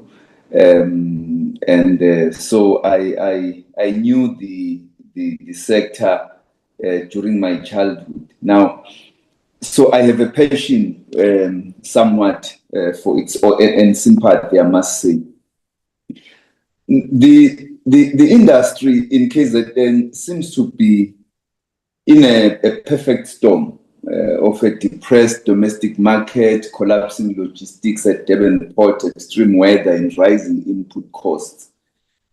I think one would want to understand the association's concrete plan to navigate this. I mean, somewhat we have been told, not just for the next quarter, but just for the survival of the industry in the province.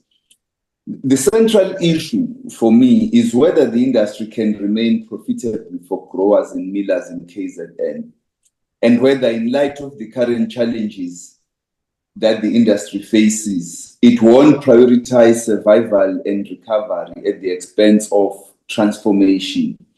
These two, in my opinion, can't be looked at as either or. So one of the questions then is, a vast number of growers in KZN are small-scale farmers.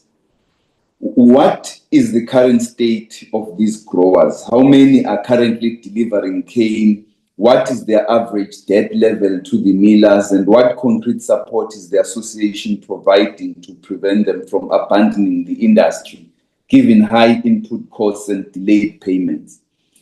The other question has to do with the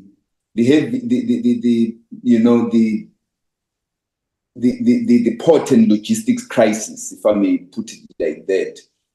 The inefficiency and congestion at the Durban port are crippling sugar exports and increasing costs for imported inputs.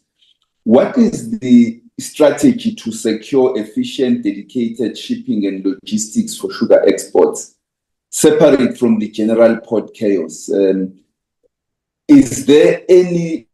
Are there any programs or efforts to explore alternative routes like the Port of Richards Bay or Maputo? My understanding is that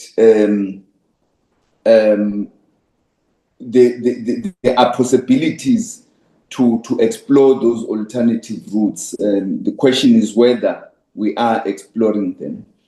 The next has to do, related to the port and logistics crisis, has to do with transport and fuel costs, which are massive. And the question is whether the association is advocating for a specific fuel levy relief or transport subsidies for the agriculture sector during the current high cost environment, given the strategic importance of the sugar industry. And I'm sure the Treasury would respond and say all sectors are equally strategic, but it doesn't hurt to try to make the argument. The final question, Chair, has to do, I think, related to the above somewhat with the floods and droughts which have hit KZN. I would want to understand the specific disaster relief plans and long-term adaptation plans for KZN growers. Is there funding that exists for replanting, installing stronger drainage, or switching to more drought-tolerant cane varieties? Thank you, Chair. Thank you very much. Are there further hands? Chair, I seem to have difficulty raising my hand, but I don't know if you can hear me. Yes, I can hear you. Ngena Babuka. Oh, thank you. Thank you very much to all of the presenters. My observation is that from a supply chain perspective, our sugar industry is not competitive. And I can see there are various efforts to make it competitive. But I think ultimately when you compare to Brazil and Eswatini, as you say, their costs are simply much lower than ours.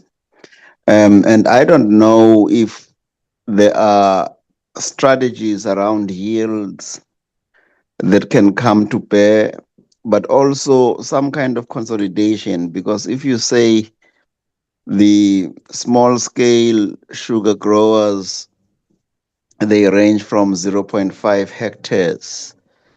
That is hardly, a scale that one could expect any form of competitiveness.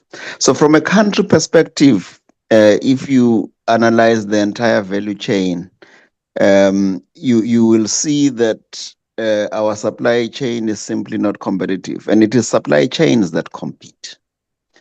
And if our supply chain does not compete, at what point do we think that, because all of the things that are happening are incidental to that, the whole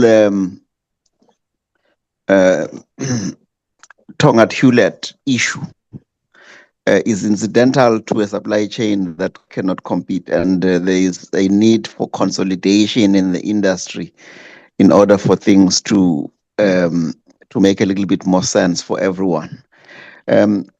So I don't know. I've seen this master plan, and I'm not sure if the master plan addresses the structural issues that we have to deal with in the supply chain itself. A lot of my other questions, I think, have been asked by other members, and I don't need to declare anything on my location, Honorable Kikaba and Mdluli, and Thring, at least on the sugar industry. Thank you. Thank you very much. I am informed that there are other stakeholders who are in the platform. I'll allow them each like 5 minutes to raise some of the issues that they want to raise so that we can move towards concluding the meeting. Andre, if you can help me sequence the the other stakeholders? Chair, Andre is currently off the platform. It would be the South African Cane Growers Association, followed by SAFTA, and then the millers. Okay, in that order, please.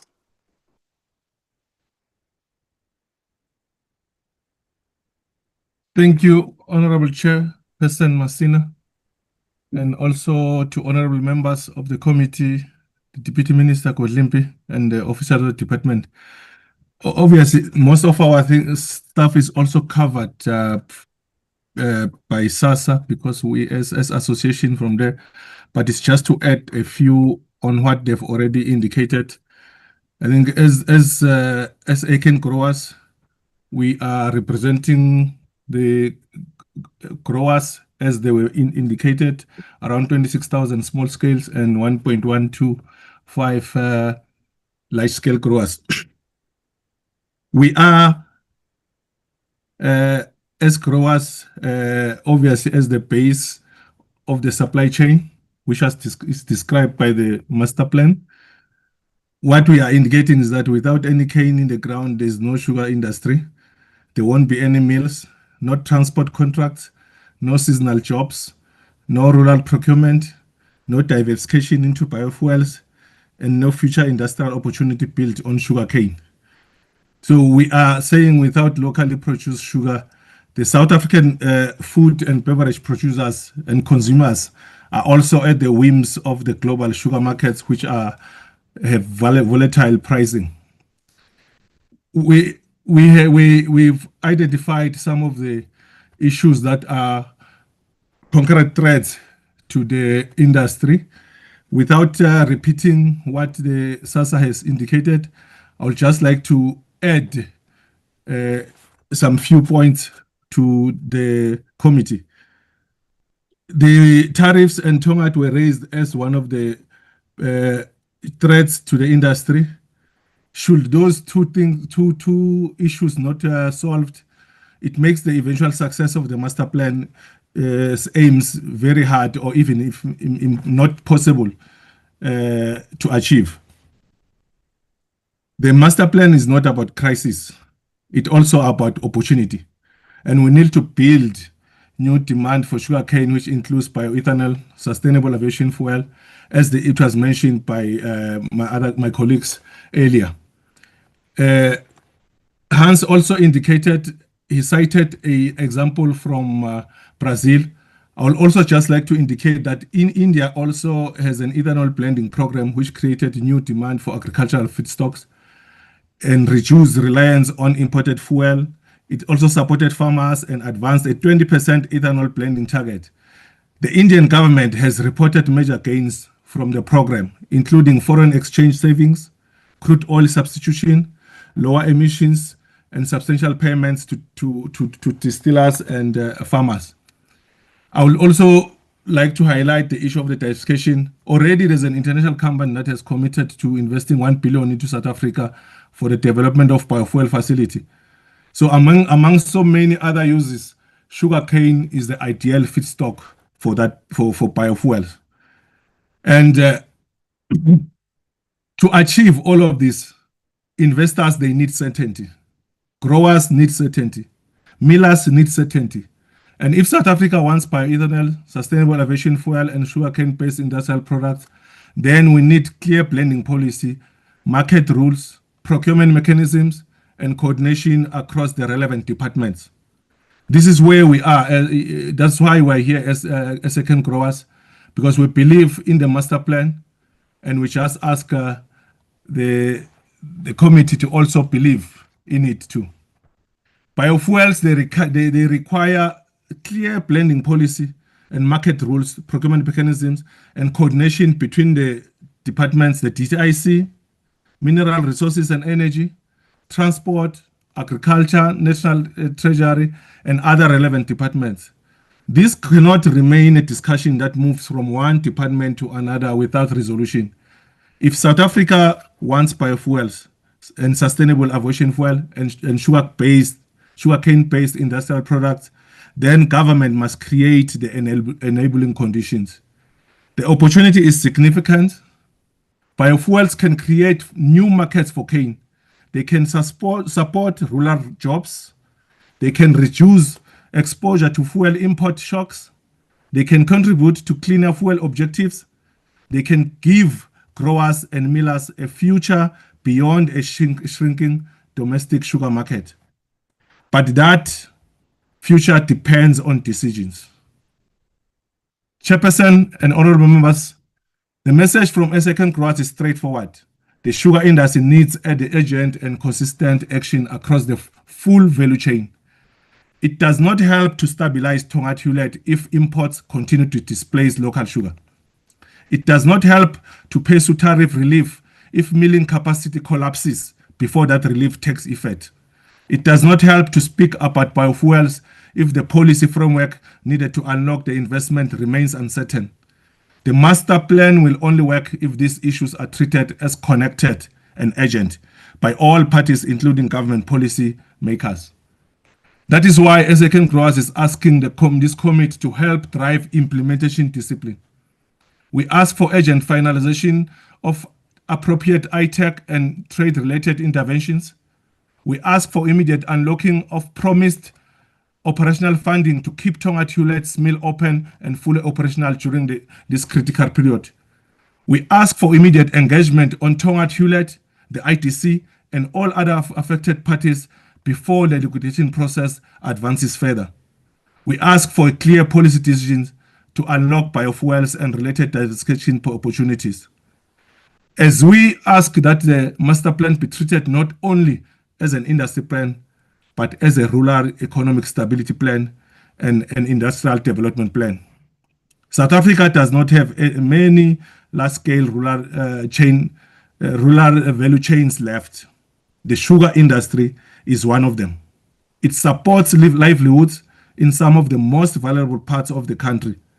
It has land, infrastructure, skills, growers, mills, and market potential.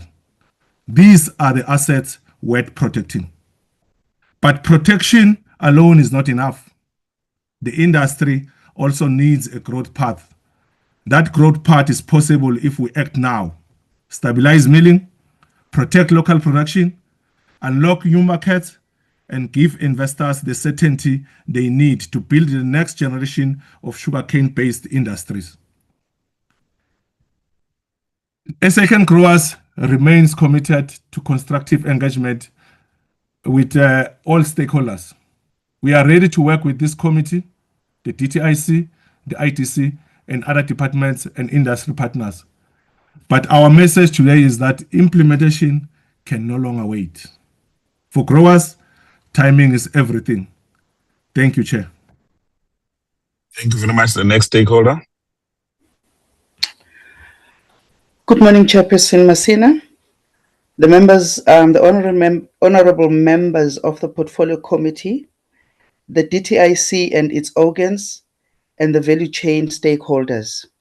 Let me first register an apology from my chairperson, my executive chairperson from SAFTA, Dr. Siyabonga Madlala. He is caught up in some government meetings here in the province since yesterday. I am the deputy chairperson of SAFTA. SAFTA was formed in 2015 purely to agitate for transformation in the sugar sector and to ensure inclusion in the sugar value chain of Black farmers, particularly small-scale rural farmers. We first wish to express gratitude to the work of this committee, which guided and pushed the sugar industry to accelerate transformation and directed the Department of Trade, Industry and Competition to change sugar industry regulations from 2018 and finally in 2024, allowing Black farmers to be part of the industry. The industry has moved in great strides in the support of Black farmers as reported by the DTIC and SASSA. We applaud all players within the industry for their bold move in investing in transformation. We are here to add our voice in the cry for help as we can see that the industry and farmers are under great strain. from sugar imports, declining sugar sales, impact of the Middle East conflict on fuel and prices, and lastly, the looming threat of liquidation for Tonga Chulet sugar. We therefore ask for support for this industry, as support for small-scale farmers cannot continue when the industry revenue is squeezed and the future of the sector is increasingly looking uncertain as it does currently. We need to protect livelihoods, jobs, and investment by ensuring that there is future in the industry. Master plan diversification and growth will be jeopardized if these challenges we face are not attended to with urgency. In conclusion, Chair, our message to you is simple, and it says, please save our farmers by protecting our industry. Thank you, Chairperson and honorable members. Thank you very much. The next stakeholder. Thank you, Chairperson and honorable members, for the opportunity to engage today. It is appreciated. My name is Jenna Govender. I'm the CEO of the Sugar Millers Association. I'm not going to be delving too much into what has already been said due to the time constraints, but I think I'd just like to make two comments which hopefully could serve to assist in answering some of the questions as well. So in feeding into the theme highlighted by the DTIC of moving from short-term stabilization to long-term competitiveness, the master plan did indeed create a framework that improved confidence across the value chain. And this enabled milling companies to continue investing in their operations, although it's been a challenging environment. Recently, at the request of the Deputy Minister, millers undertook an exercise to ascertain the levels of investment since the inception of the master plan. The exercise is still underway, but what has emanated to date is that the commitments within the master plan allowed millers to continue making investments into their operations. And those investments were critical in maintaining infrastructure, improving efficiency, which in turn supported jobs and ensured that milling capacity remained available to process the crop. Chairperson, with regard to the start of the 26-27 crush season, all mills are now crushing, and based on the information currently available, there are no major startup issues that are expected to materially compromise overall milling capacity. But Chairperson, it's really important to note that this would be dependent on the Tonga Tulip mills remaining operational throughout the season. And in this regard, it's important to further note that millers have evaluated options which have been shared with the DTIC in terms of Tonga mills not being operational should there be a liquidation granted. However, based on the crop required to be crushed for the season, it would be nearly impossible to ensure that all of the cane is crushed unless there's some sort of intervention or an amalgamated option which would need to be effective should a liquidation to be granted. Chair, I'm going to stop there and allow the Vice Chairperson of the Millers Association to come in. Thank you for the opportunity.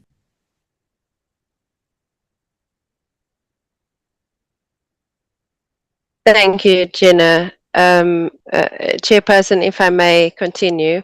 It is Robin Richards, the Vice Chairperson for the Millers Association in South Africa. Unfortunately, our Chairperson, Ralph Litke, had to leave.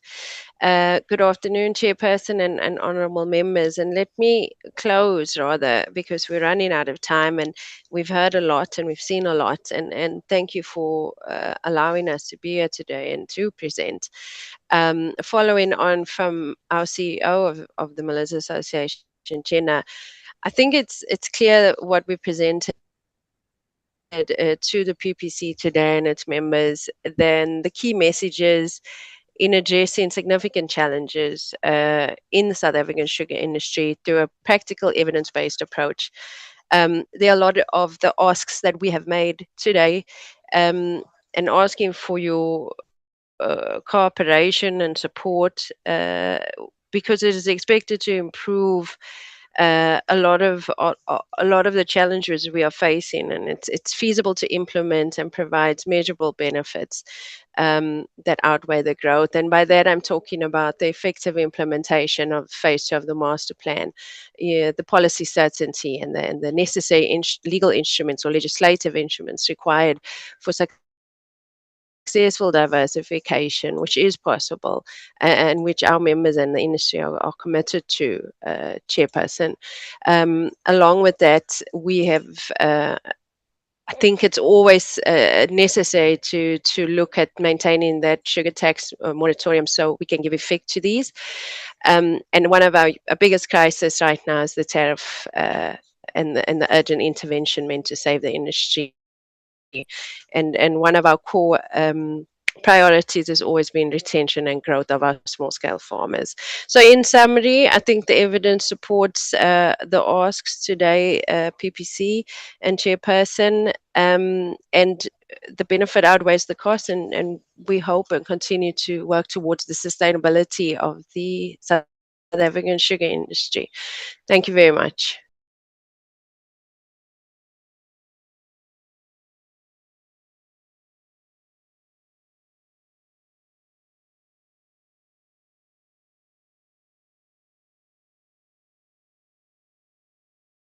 Apologies. Is there further stakeholder who has not spoken?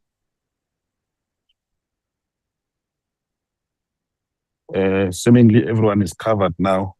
Let me just also make my own comments so that we can allow the team to comprehensively respond from the question. I think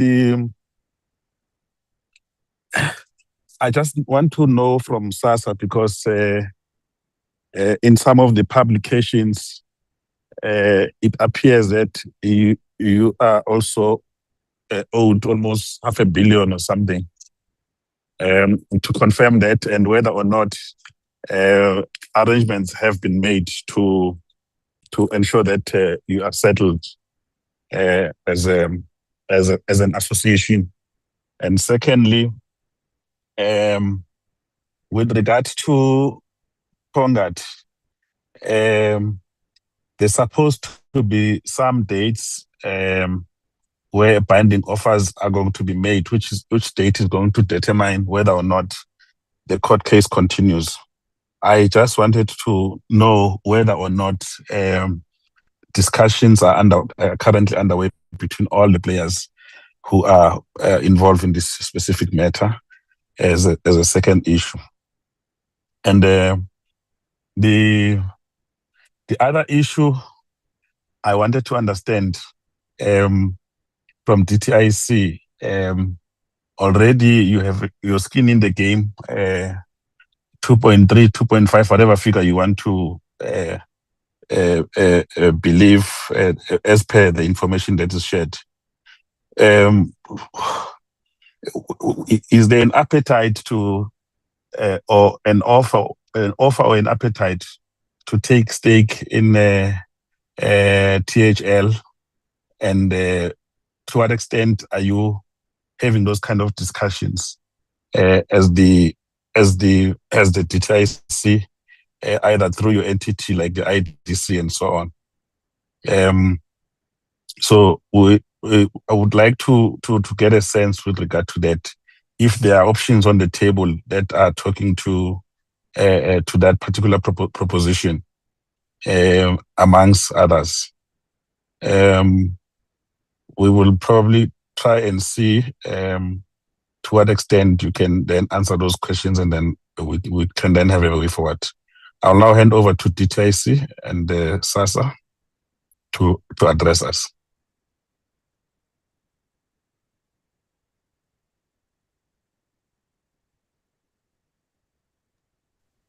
Thank you, Chair, and thanks to the members for the questions, Chair.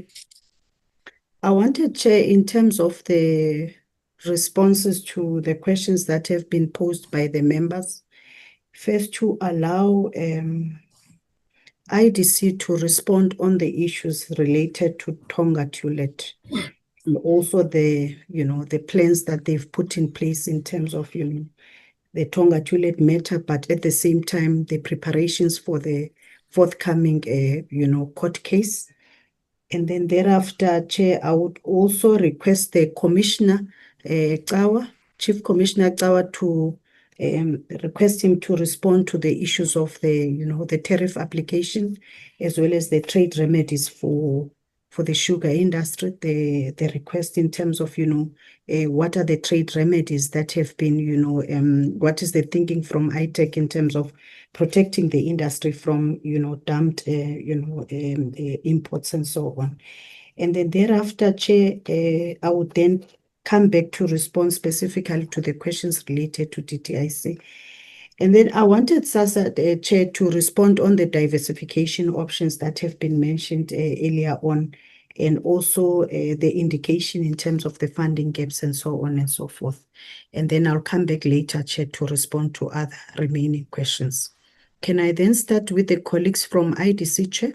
Because remember, in terms of the master plan, these are the parties that are signatories to the master plan.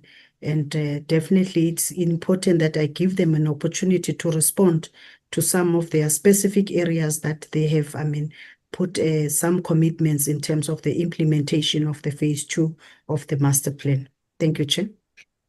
IDC.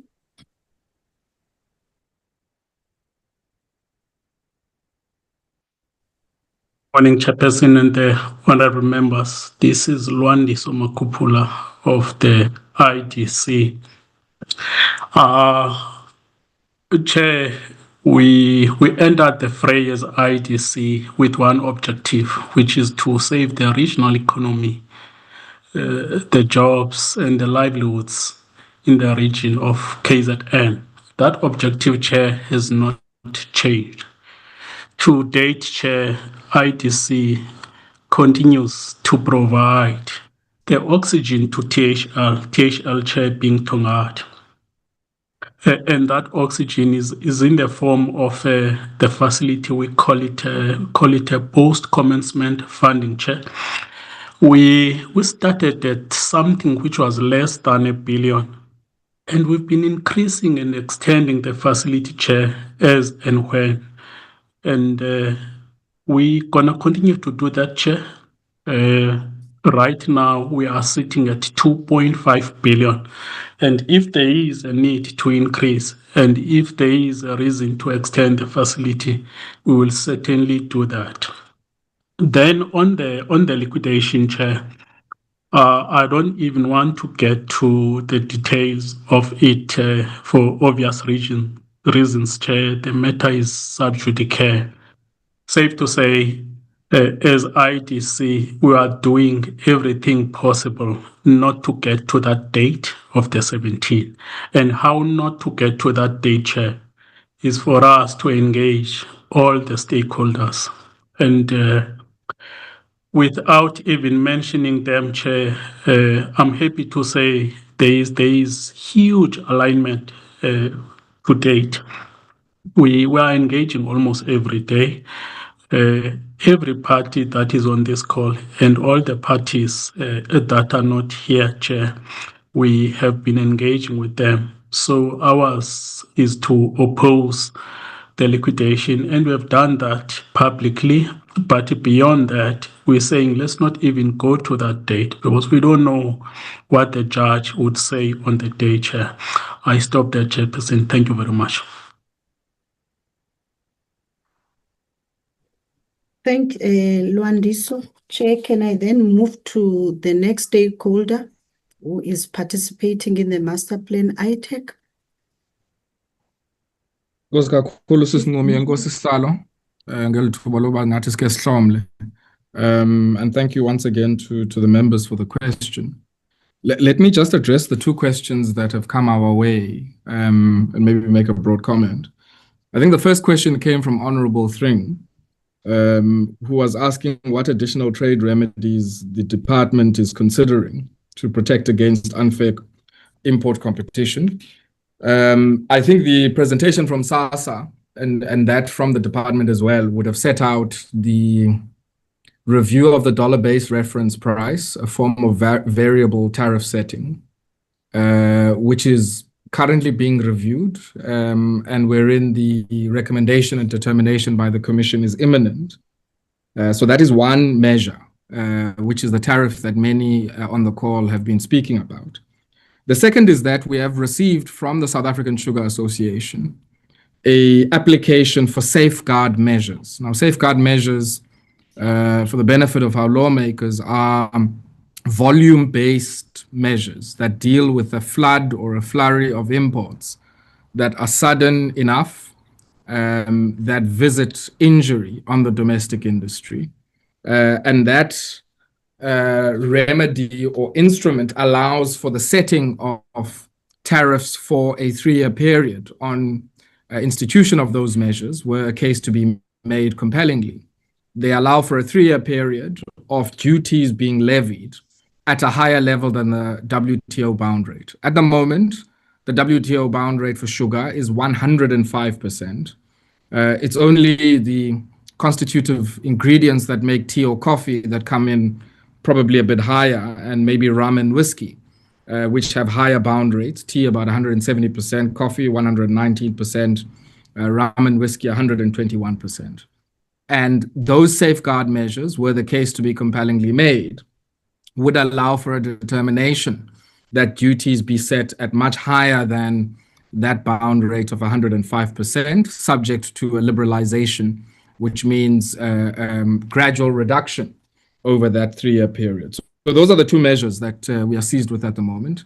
That safeguard application is in assessment phase. We are making sense and heads or tails of the submission that has been put before us. And it will then subsequently sit before the Commission, which will then decide whether it is to initiate that matter and subsequently publish a notice in the Government Gazette. The second question had come from Honorable Mdluli, who had asked why the process had taken so long. And I think the SASSA presentation touched on the matter. We have been in this process precisely because there was no consensus between the different subsegments of the sugar value chain. The upstream cane growers and millers took a particular view with regard to the amendment of the dollar-based reference price. And expectedly, the downstream users of sugar in the food and beverages and in the sugar converting industry took a different view. It was for that reason that, as the Deputy Minister indicated, we had to convene the parties on more than one occasion to try and get to a process that would allow us to not have two separate and disparate investigations running alongside each other, but to have one review, which the Commission subsequently at the start of this year initiated. So I think we may wish, Chair, to temper somewhat a lot of the kind of noise regarding how long this process has taken by indicating that in large part, a lot of the delays are attributable to the absence of consensus within the different segments of the value chain. And we then subsequently took it upon ourselves to engage in the master plan, and subsequent to that to use our powers as the Commission in line with Section 16 to self-initiate. So the review we are busy with now on the dollar-based reference price is an outcome of our own self-initiation following the seeming divergence between the parties.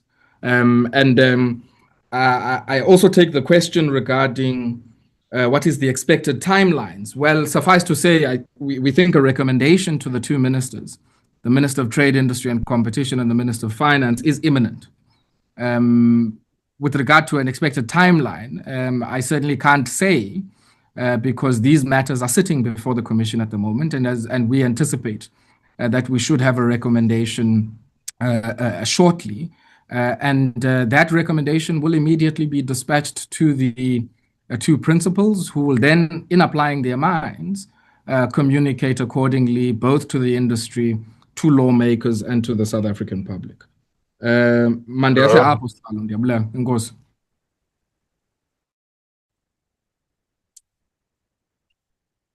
Thank you, Chief Commissioner. Can I then allow SASSA to respond on the issues of logistic issues, especially, I think also on the issues of the fuel increases And also the last issue is the issues around the transfer of land ownership. I assume it's from black owners to the white owners, or white owners to the black owners, or black, to the black farmers. Yeah, from the white owners to the black farmers in terms of the land the redistribution policy of government. Hans? Yeah, thank you. Yeah, thank you very much, Chairperson. Thank you to the honourable members for the questions. I think the way that I will deal with this is I will try and answer the questions that I can answer, and I will then hand over to our CEO, Sifiso Mhlaba, to answer some of the questions that have been raised. And maybe also then as a third step, I think that there are some questions that might need to be raised by some of our member or answered by some of our member organizations. So let me make a start with regards to Honourable Thring's question around what are the measurable timelines with regards to the Tongaat Hewlett's recovery. I think that that's a very, very difficult question to ask, and we basically are dependent on the court processes that will determine the timelines. So we're all holding our breath for the 17th of June and see what will happen from the court case. And I think timelines will be probably closer to being established after we've heard from that. I think there was a question also from Honourable Thring regarding, what interventions are being considered to deal with the proximity to the mills for the small-scale growers. I think from an industry perspective, if you look at those interventions that we presented, one of the interventions deals with the sugar transport subsidy. I would have to say that it's quite a small subsidy, and I think it does make a little bit of a difference, but it probably doesn't make the difference that it needs to make.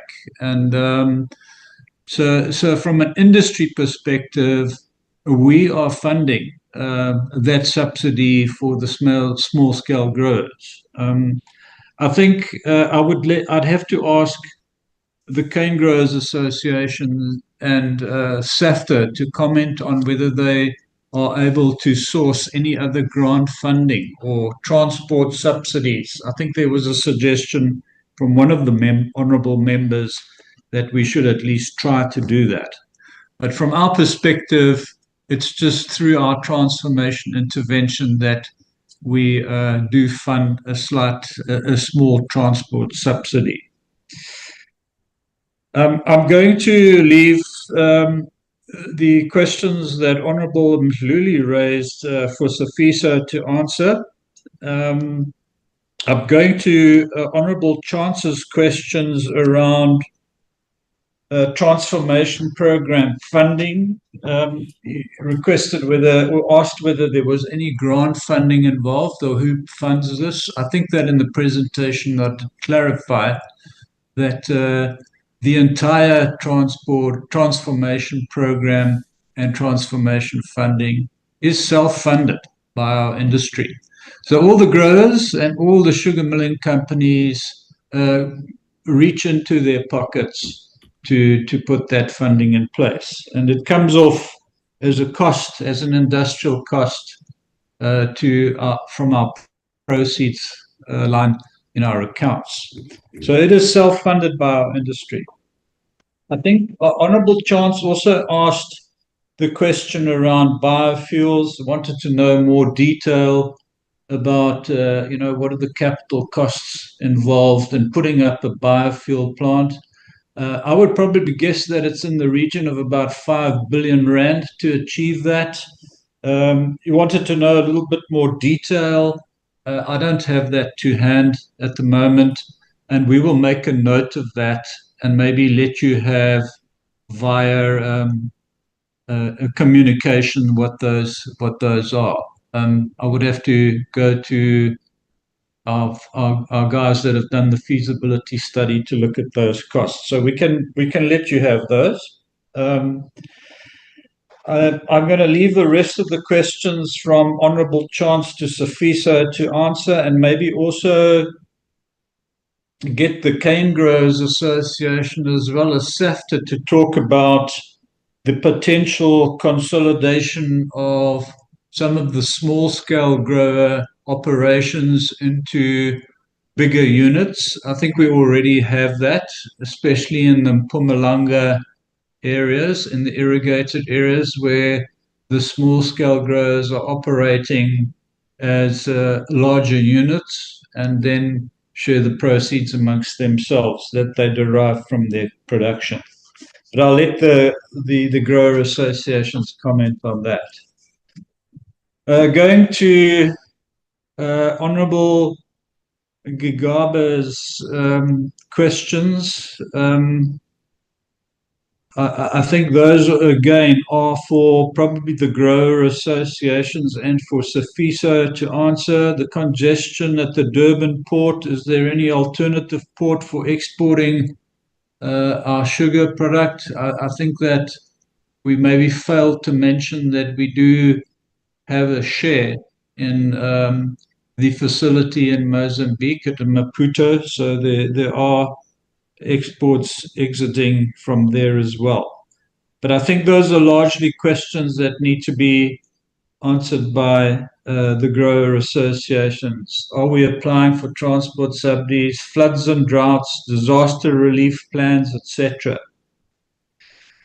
I think Honourable Gama asked the question or made the comment around the sugar industry is not competitive in South Africa. We're not as competitive as Brazil or Eswatini, and that is basically the reason for our problems.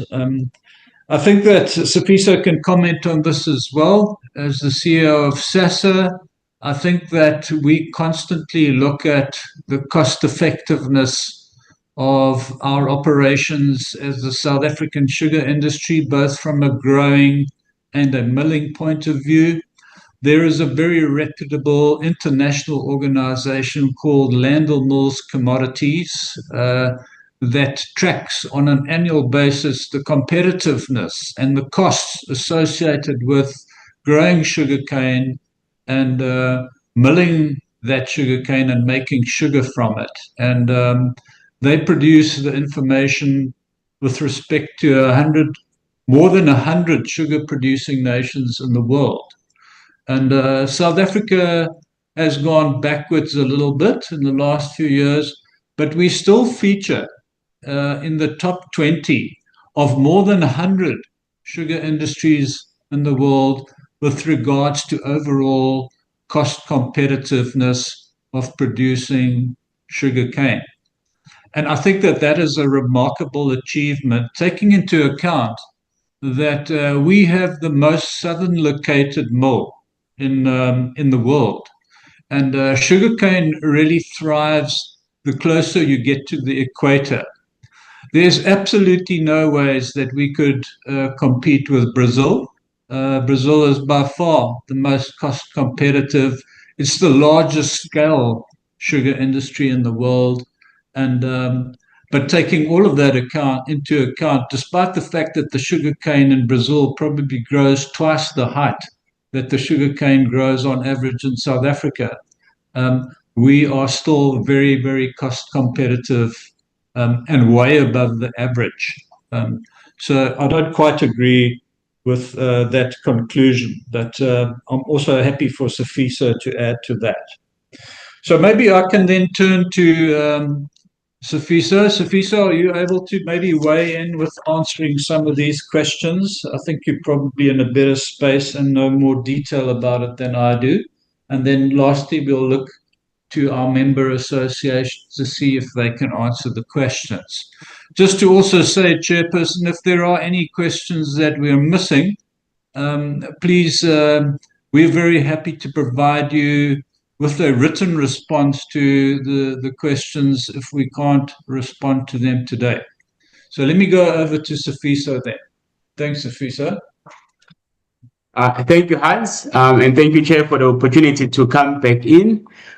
Chair Hans has covered some of the questions. I will go through what the members have asked just to make sure we've comprehensively dealt with those. Chair, Member Chance required clarity on whether the transformation fund, is inclusive of grants and loans, and if there are loans, what are the payment terms? I think Chair Hans has covered that these are all grants to the beneficiaries. The 1.7 odd billion is a grant to support the small scale growers and improve their efficiencies and competitiveness. In terms of who runs the funds, Chair, we must emphasize that SASSA as a regulator, we do have quite a comprehensive system that all the growers and their delivery information, their data and the quality, we have that system that is managed by SASSA, and the information is collected on the ground through the milling and cane delivery. And that grower register and the systems enable us to be able to run that fund efficiently, and through the mills ensure that the funds, particularly the direct cash transfers, are able to reach the correct growers at the appointed time in terms of receiving the funds directly to the growers. So SASSA administers that, and we ensure that everyone receives what they are due to receive. I think Member Chance also asked around, what would be the impact on prices if the dollar-based reference price is increased? I think, Chair, that is a fair concern and a fair question that must be clarified. Chair, as part of the master plan, there is work that is looking at what we've termed the sugar producer price index. This, Chair, will track the changes in cost of producing sugar and ensure that the adjustment to the prices are reflective to the cost they're in. So the independent facilitator is effectively putting together a task team that includes ourselves as well as the downstream, and through a independent service provider, that process to develop the sugar PPI is ongoing, and it will be that will be used as a key input in agreeing how the pricing is going to be made in the second phase of the master plan. What I must highlight, Chair, is that the industry has committed to pricing predictability and certainty, so that there's a clear understanding of how pricing will happen. And we did consider make this commitment during phase one, and as Sisnumi said, we adhered to it, where our pricing was kept at inflation. However, Chair, there were various events that meant that cost increased far above inflation. Hence, the move towards developing a sugar PPI that will track that and ensure that any adjustment in pricing is reflective of cost, and it's also sustainable to not only the industry, but the value chain participants and the consumer. I think, Chair, as part of the application, we've also commissioned various stakeholders to assess what the impact is on the final consumer of adjustments in the notional pricing. And the results we have so far is that while certainly there may be some cost increase, these are minimal and manageable throughout the value chain.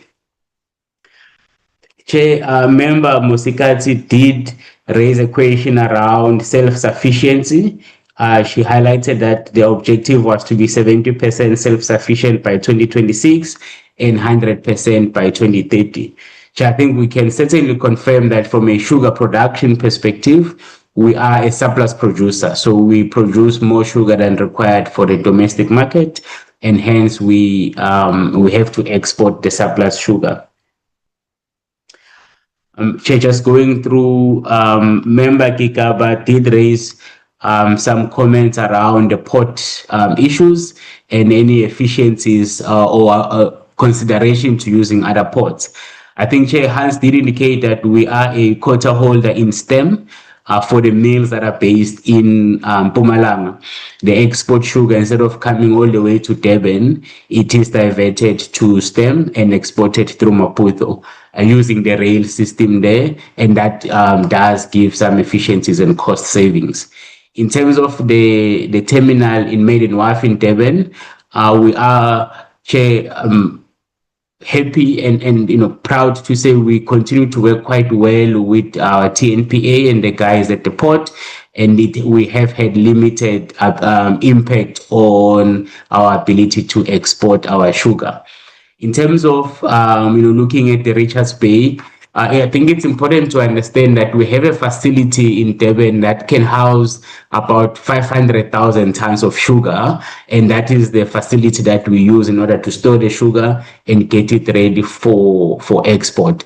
Hence, I think the Maiden Wharf is a preferable outlet for our sugar from a cost and efficiency perspective, given the investments that have already been done and the maintenance that we do to those facilities.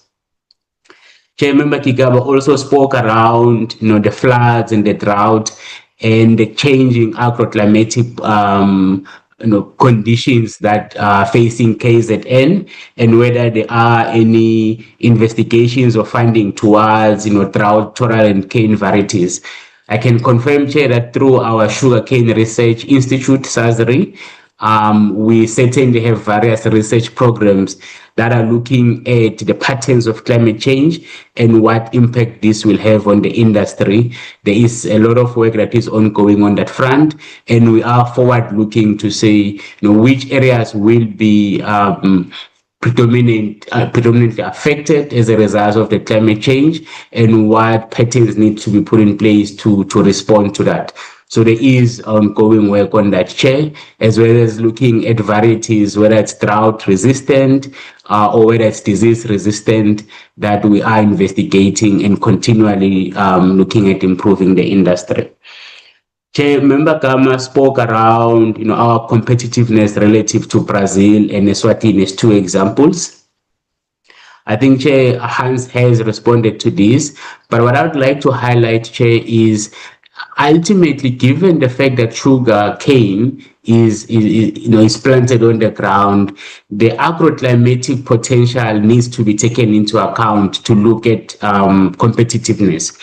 For example, Chair, in the South African industry, almost a third of the industry is irrigated, so that improves your ability to get higher yield. However, part of the industry is not irrigated, it's rain-fed. So obviously the amount of rain that you receive will have an impact on your yield, which also affects your cost per ton produced. And another third of the industry runs on a 18 to 24 month cycle, which again impacts your yield and your cost. Whereas, for example, the Eswatini industry is fully irrigated, and therefore they can get higher yield per hectare. As Hans has already alluded, the Brazilian industry is significantly large, and given the agroclimatic potential in that country, they can get a higher yield per hectare, and that influences their competitiveness or their cost per ton. But as Hans said, we remain a competitive industry. There is a ranking that is done annually, and we remain in the top 20 out of 125 cane sugar producers. Chair, just lastly, before I call on the other colleagues, is to respond to your question around the 517 million that in terms of levies that SASA is owed. I confirm that, Chair, to be correct. This relates to the 2022-2023 season, and it is subject to, or it is a subject of the business rescue processes. In order for those, or prior to the conclusion of those, SASA would need to be settled for that outstanding amount. As the Chair may be aware, there has been some litigation on this matter, and at the last ruling from the Supreme Court of Appeal, it was confirmed that those are statutory obligations and they need to be paid to SASA. So, Chair, that remains outstanding for the 23-24 season, and it needs to be paid prior to the finalization of the business rescue process. What I can confirm, however, Chair, is all milling companies, including THL, have settled their obligations beyond that. So from the 23-24 season going forward, THL has been paying their obligation, so has other milling companies. Thank you, Chair. I do hope I have addressed all the questions from the members. I will, through you, Chair, request that the grower associations and maybe the millers do come in and cover where Hans indicated they need to provide a response. Thank you, Chair.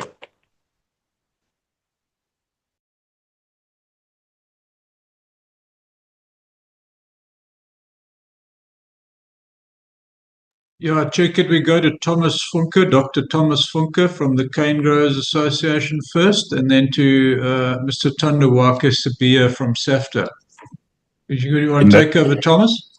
Thank you. Yes, Thank you, Chairperson. Just a quick reference to the transport costs and the transport subsidy. We have certainly seen in the past that milling companies have subsidized small-scale growers to transport sugarcane over long distances. A very good example of that is the Jacini Makatini area, where sugarcane was subsidized to be transported to Empangeni or the Felixton Mill. However, Chairperson and committee members, that distance is very far, and there was an attempt to try and load that sugarcane onto rail because rail is so much cheaper.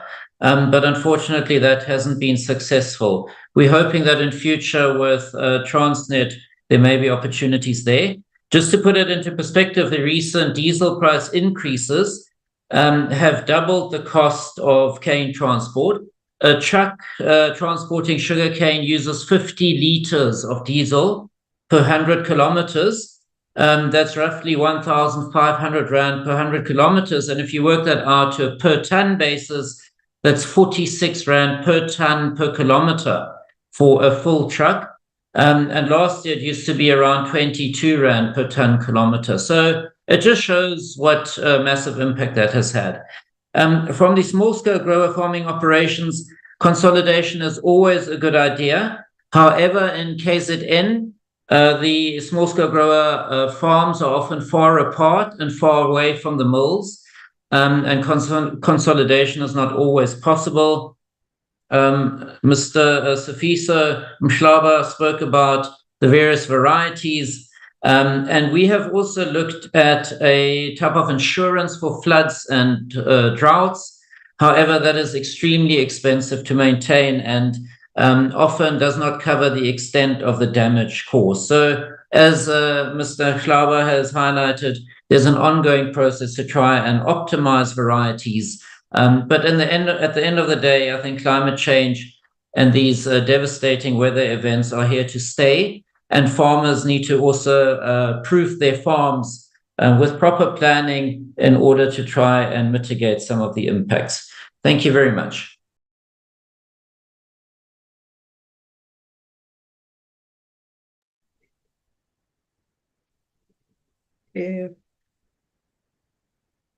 Can I come in, Chair? Yes. Tandawaka Sibia here. Thanks very much, Chair. This is Tandawaka Sibia from the South African Farmers Development Association. We are the second farmers association within the industry that, as explained by my deputy chair, established in 2015 to deal specifically with issues of transformation and inclusion and ensuring more focus on the support for the black farmers, particularly the small ones, and hence the report that we see from the industry about the transformation fund that was then subsequently set up to achieve that. So I'm just going to respond to some questions that are relevant, that are relevant in terms of our perspective. I'll start with the one that was raised by Honorable Thring in terms of the location. Indeed, true. For most of the farmers that are in rural areas, they do tend to be far away from sugar mills. Let me also just maybe highlight the issue that was touched on by Thomas in terms of what we are doing as SAFTA. Firstly, we raised 30 million rands from the Department of Rural Development and Land Reform, and we procured a spiller from Brazil, which was going to help farmers from Jozini to load their sugarcane on railway carts from Kuze right down to Felixton. Unfortunately, as we all know, there were problems with Transnet, and we could not secure rail wagons, and therefore that project, as beautiful as it was, did not become a solution. However, it's something that we tried. And then secondly, when we saw that we can't do anything with that rail siding that we had improved for use by small-scale farmers from Jozini, we then approach again the department and ask if we can build a sugar mill that is closer to the sugar farmers in that particular district. Initially, Minister Toko Didiza, during her time, she gave us 8 million rands to initiate that study.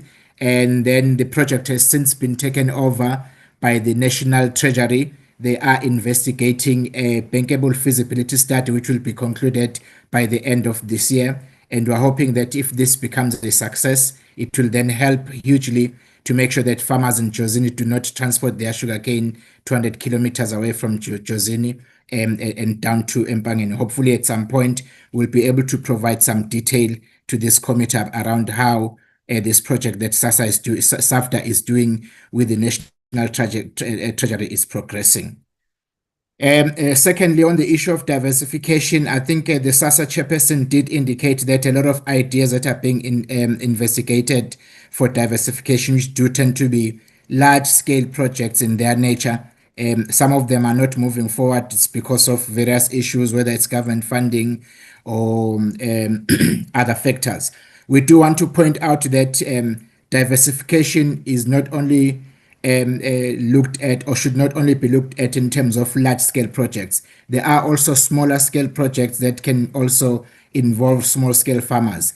And at this point in time, we have some ideas that we've been investigating as SAFTA, which with funding can be piloted in small-scale grower areas and be implemented at a much more smaller scale to make sure that small-scale farmers are not left out in large-scale diversification projects that will require billions that small-scale growers will not have.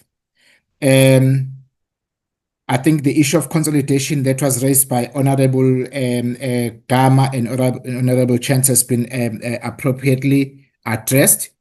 I do wish to maybe just to touch on 2 more issues. One was raised by Honorable Mosikati when she asked about the length of time it takes for between when the sugarcane farmer delivers their consignment of sugarcane to the mill and when they do receive their payment.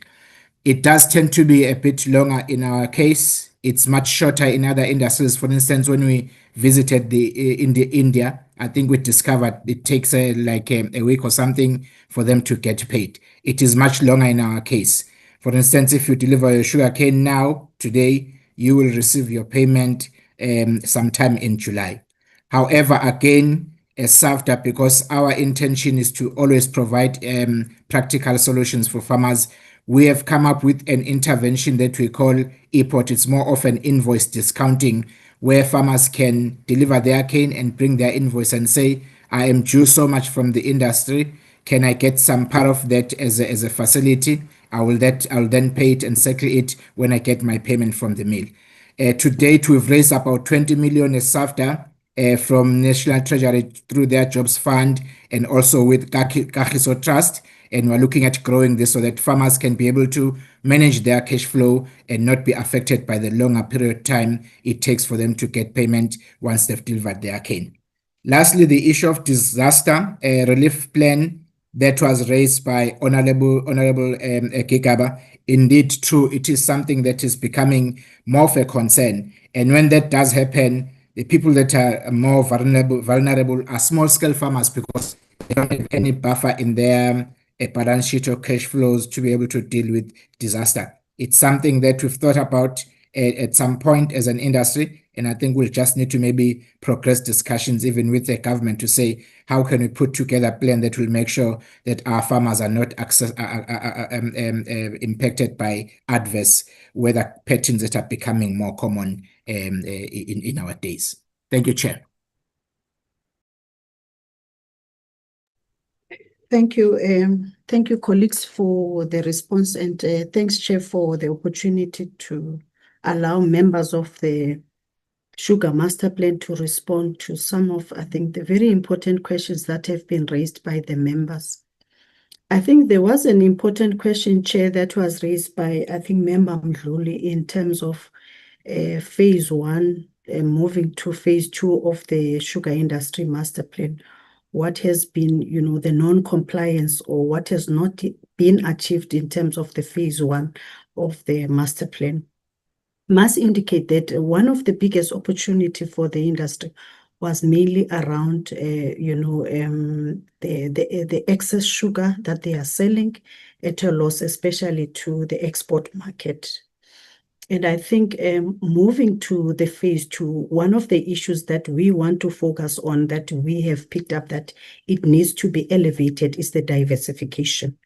And also looking at, different revenue streams in terms of the industry, because the industry now has got very few revenue streams, which is mainly in terms of the regulations, the sugar as well as molasses. So we are trying to work very closely with the industry in terms of the diversification to other, alternative, products, including the ethanol, as well as, bioplastics and aviation fuel.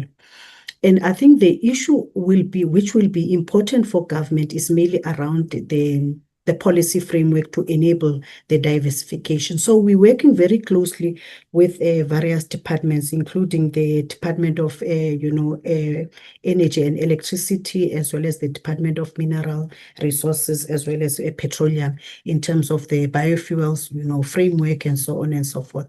But more importantly, I think in terms of making sure that there's a policy framework to support the industry at large in terms of the diversification.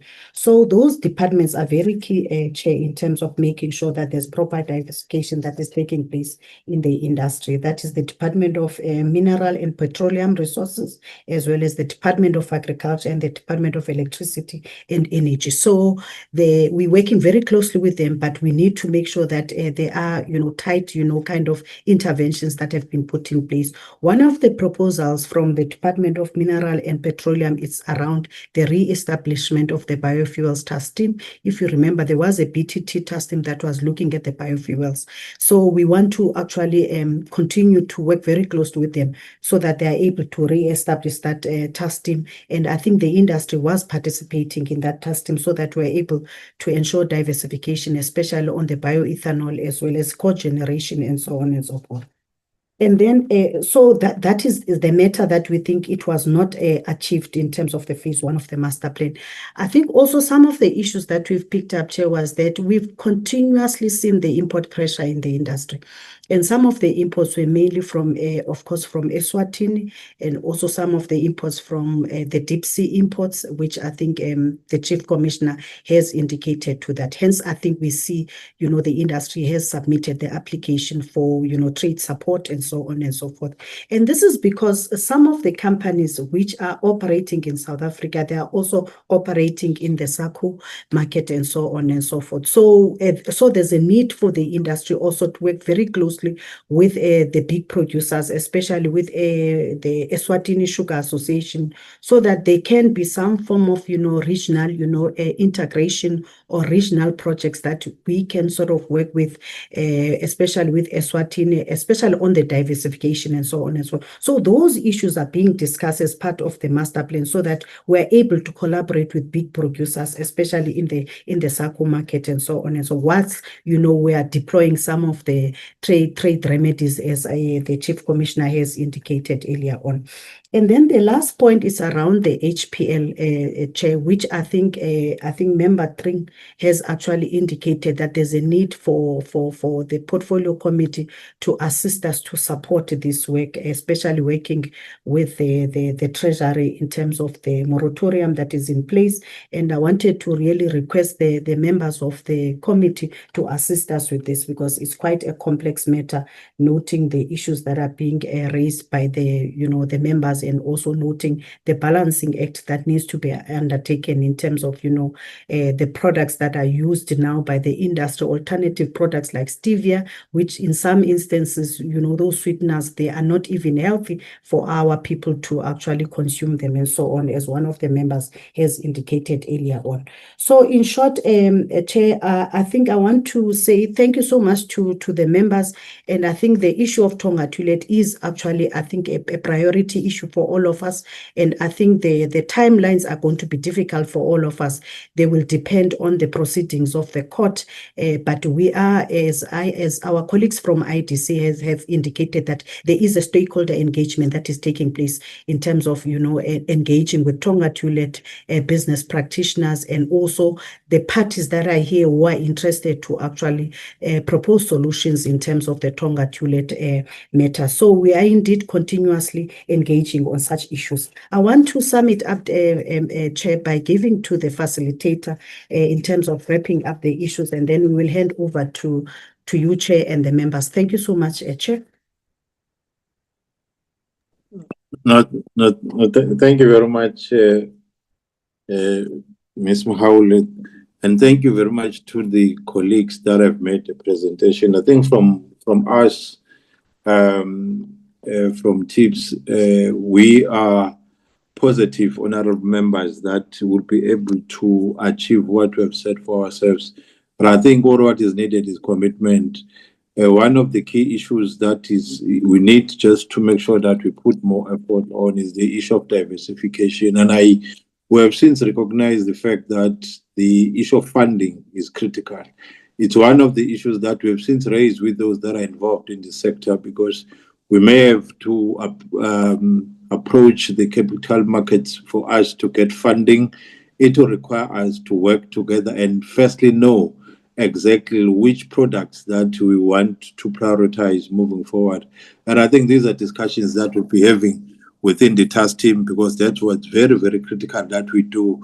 I agree with the member that raised an issue that we have been discussing this matter for a longer time. And this time around, we want to make sure that we implement. We need to pick one of those and then identify the critical stakeholders that want to participate. We'll be dealing with a lot of the FIs, and I think the IC has supported the move that we invite some of them to come to our meetings and present the packages that we need, including even the experts in the industry who may come by invitation to come and share their expertise and guide our processes. So this is what we'll be doing. I'm not going to deal with the issues of tariffs, and I think the commissioner has already guided us in terms of that process. But on the matter of the imports and the issue of rail, we have since met with TRIM from Transnet. Only thing that we have agreed on now is that the stakeholders must identify the branch lines that they prefer to be used, and what TRIM will do from Transnet will then come up with an arrangement on how the sector can participate so that we can revive the rail part of it. We'll continue with that process, and I think there's commitment from Transnet to assist the process.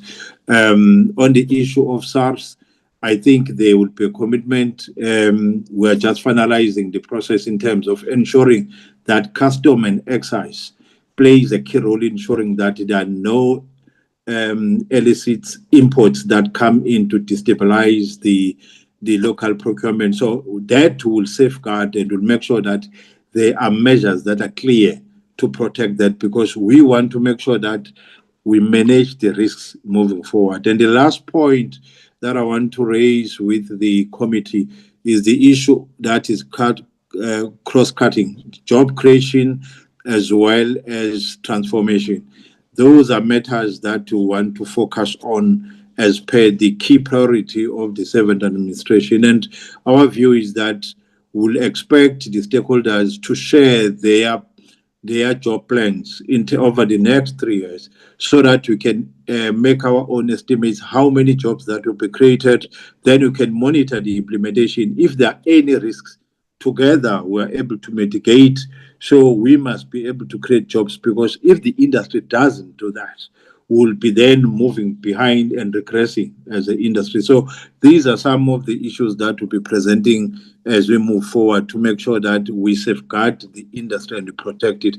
But that will require the industry to work in unison and work together. My task is to facilitate and guide the sector as a whole to make sure that whatever is said in terms of SIM2 is achieved moving forward. And I do really appreciate the support we're getting from all the parties and even from the minister and the deputy minister. I think there's clarity of purpose in terms of where we want to go. Thank you very much, honorable members.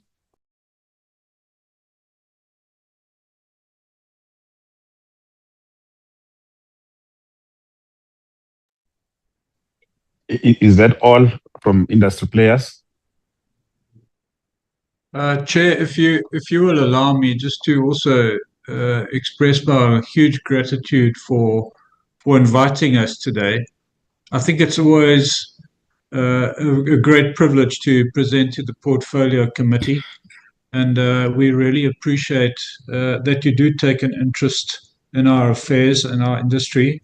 And with great thanks to also to the honourable members for their questions. I think it's great to get really good questions and for us to answer them. So on behalf of our industry, I would like to thank you for entertaining us today, and also to thank the other officials that attended today and spend a lot of time dealing with the issues that we find as major challenges. I'm talking to Chief Commissioner Kawa, also to the other officials, our colleagues from the DTRC. Thank you very much for tolerating us and taking an interest in our business. So with that, thank you very much for today.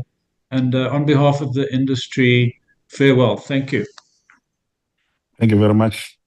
Thank you very much, colleagues. I think the discussion has been very fruitful. It's going to really assist us a great deal as the portfolio committee, because we are keen in ensuring that the master plan is fully implemented, but also its ideals are realized. We see the closure of ArcelorMittal in Newcastle and what has been going on with Itala Bank and now the THL present a major crisis for us, which we have to work to ensure that we avert. Because as many has demonstrated in the conversation, there's going to be a bloodbath if we allow the liquidation to proceed. A lot of sub industries that are benefiting are also going to collapse as a result. So it is in the interest of the committee that the matter is dealt with sufficiently, and the THL is saved from liquidation. I think it's one area that we will continue to be looking at to ensure that all role players are doing whatever they can do to save this particular entity. But secondly, I have not heard much about consequence management, because people stole money in 2019. That's why we have a problem that we're having. Probably they are on holiday somewhere.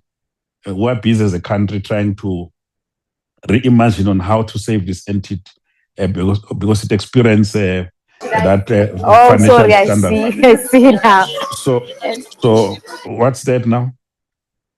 So it will be important that we, at some point from SASSA, we get an update as to what are the developments with regard to the cases of those who committed the financial scandal in this regard.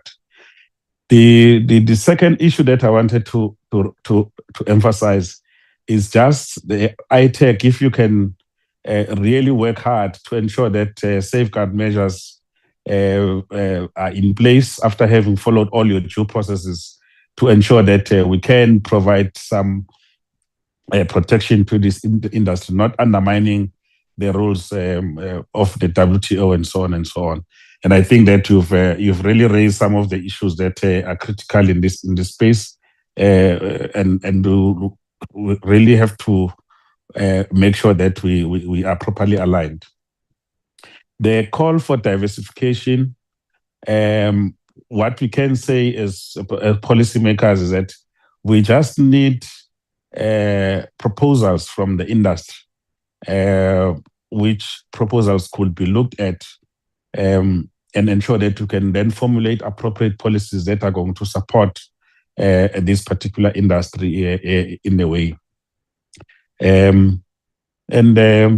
Finally, you know, the proposal from Lwandiso of the IDC that you can continue pouring money bottomlessly, I think without any commitments on, because at some point a decision has to be made whether or not government comes in and intervene, or it takes an equity, because I don't think that government has got money to just continuously throw into something. So we are committed in saving this particular industry, but we need to do so in a much more responsible manner. And we have to make sure that those that we're negotiating with, even though you are not as transparent as you should have been today, do not also take advantage of the fact that because we are hamstrung, we're going to lose over 250,000 jobs, therefore we must continue pouring money to a bottomless pit. I don't think that's how it should work as a DFI. So it's one area that you will need to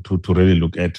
But otherwise, I think we've had fruitful engagement, and we want to implore our colleagues from DTIC who are dealing with these matters on a day-to-day to ensure that they continue ensuring that we do not lose our focus in supporting this particular industry. Thanks to all the stakeholders who have presented today. Thanks to SASSA. Thanks to the department, to our colleagues from Parliament.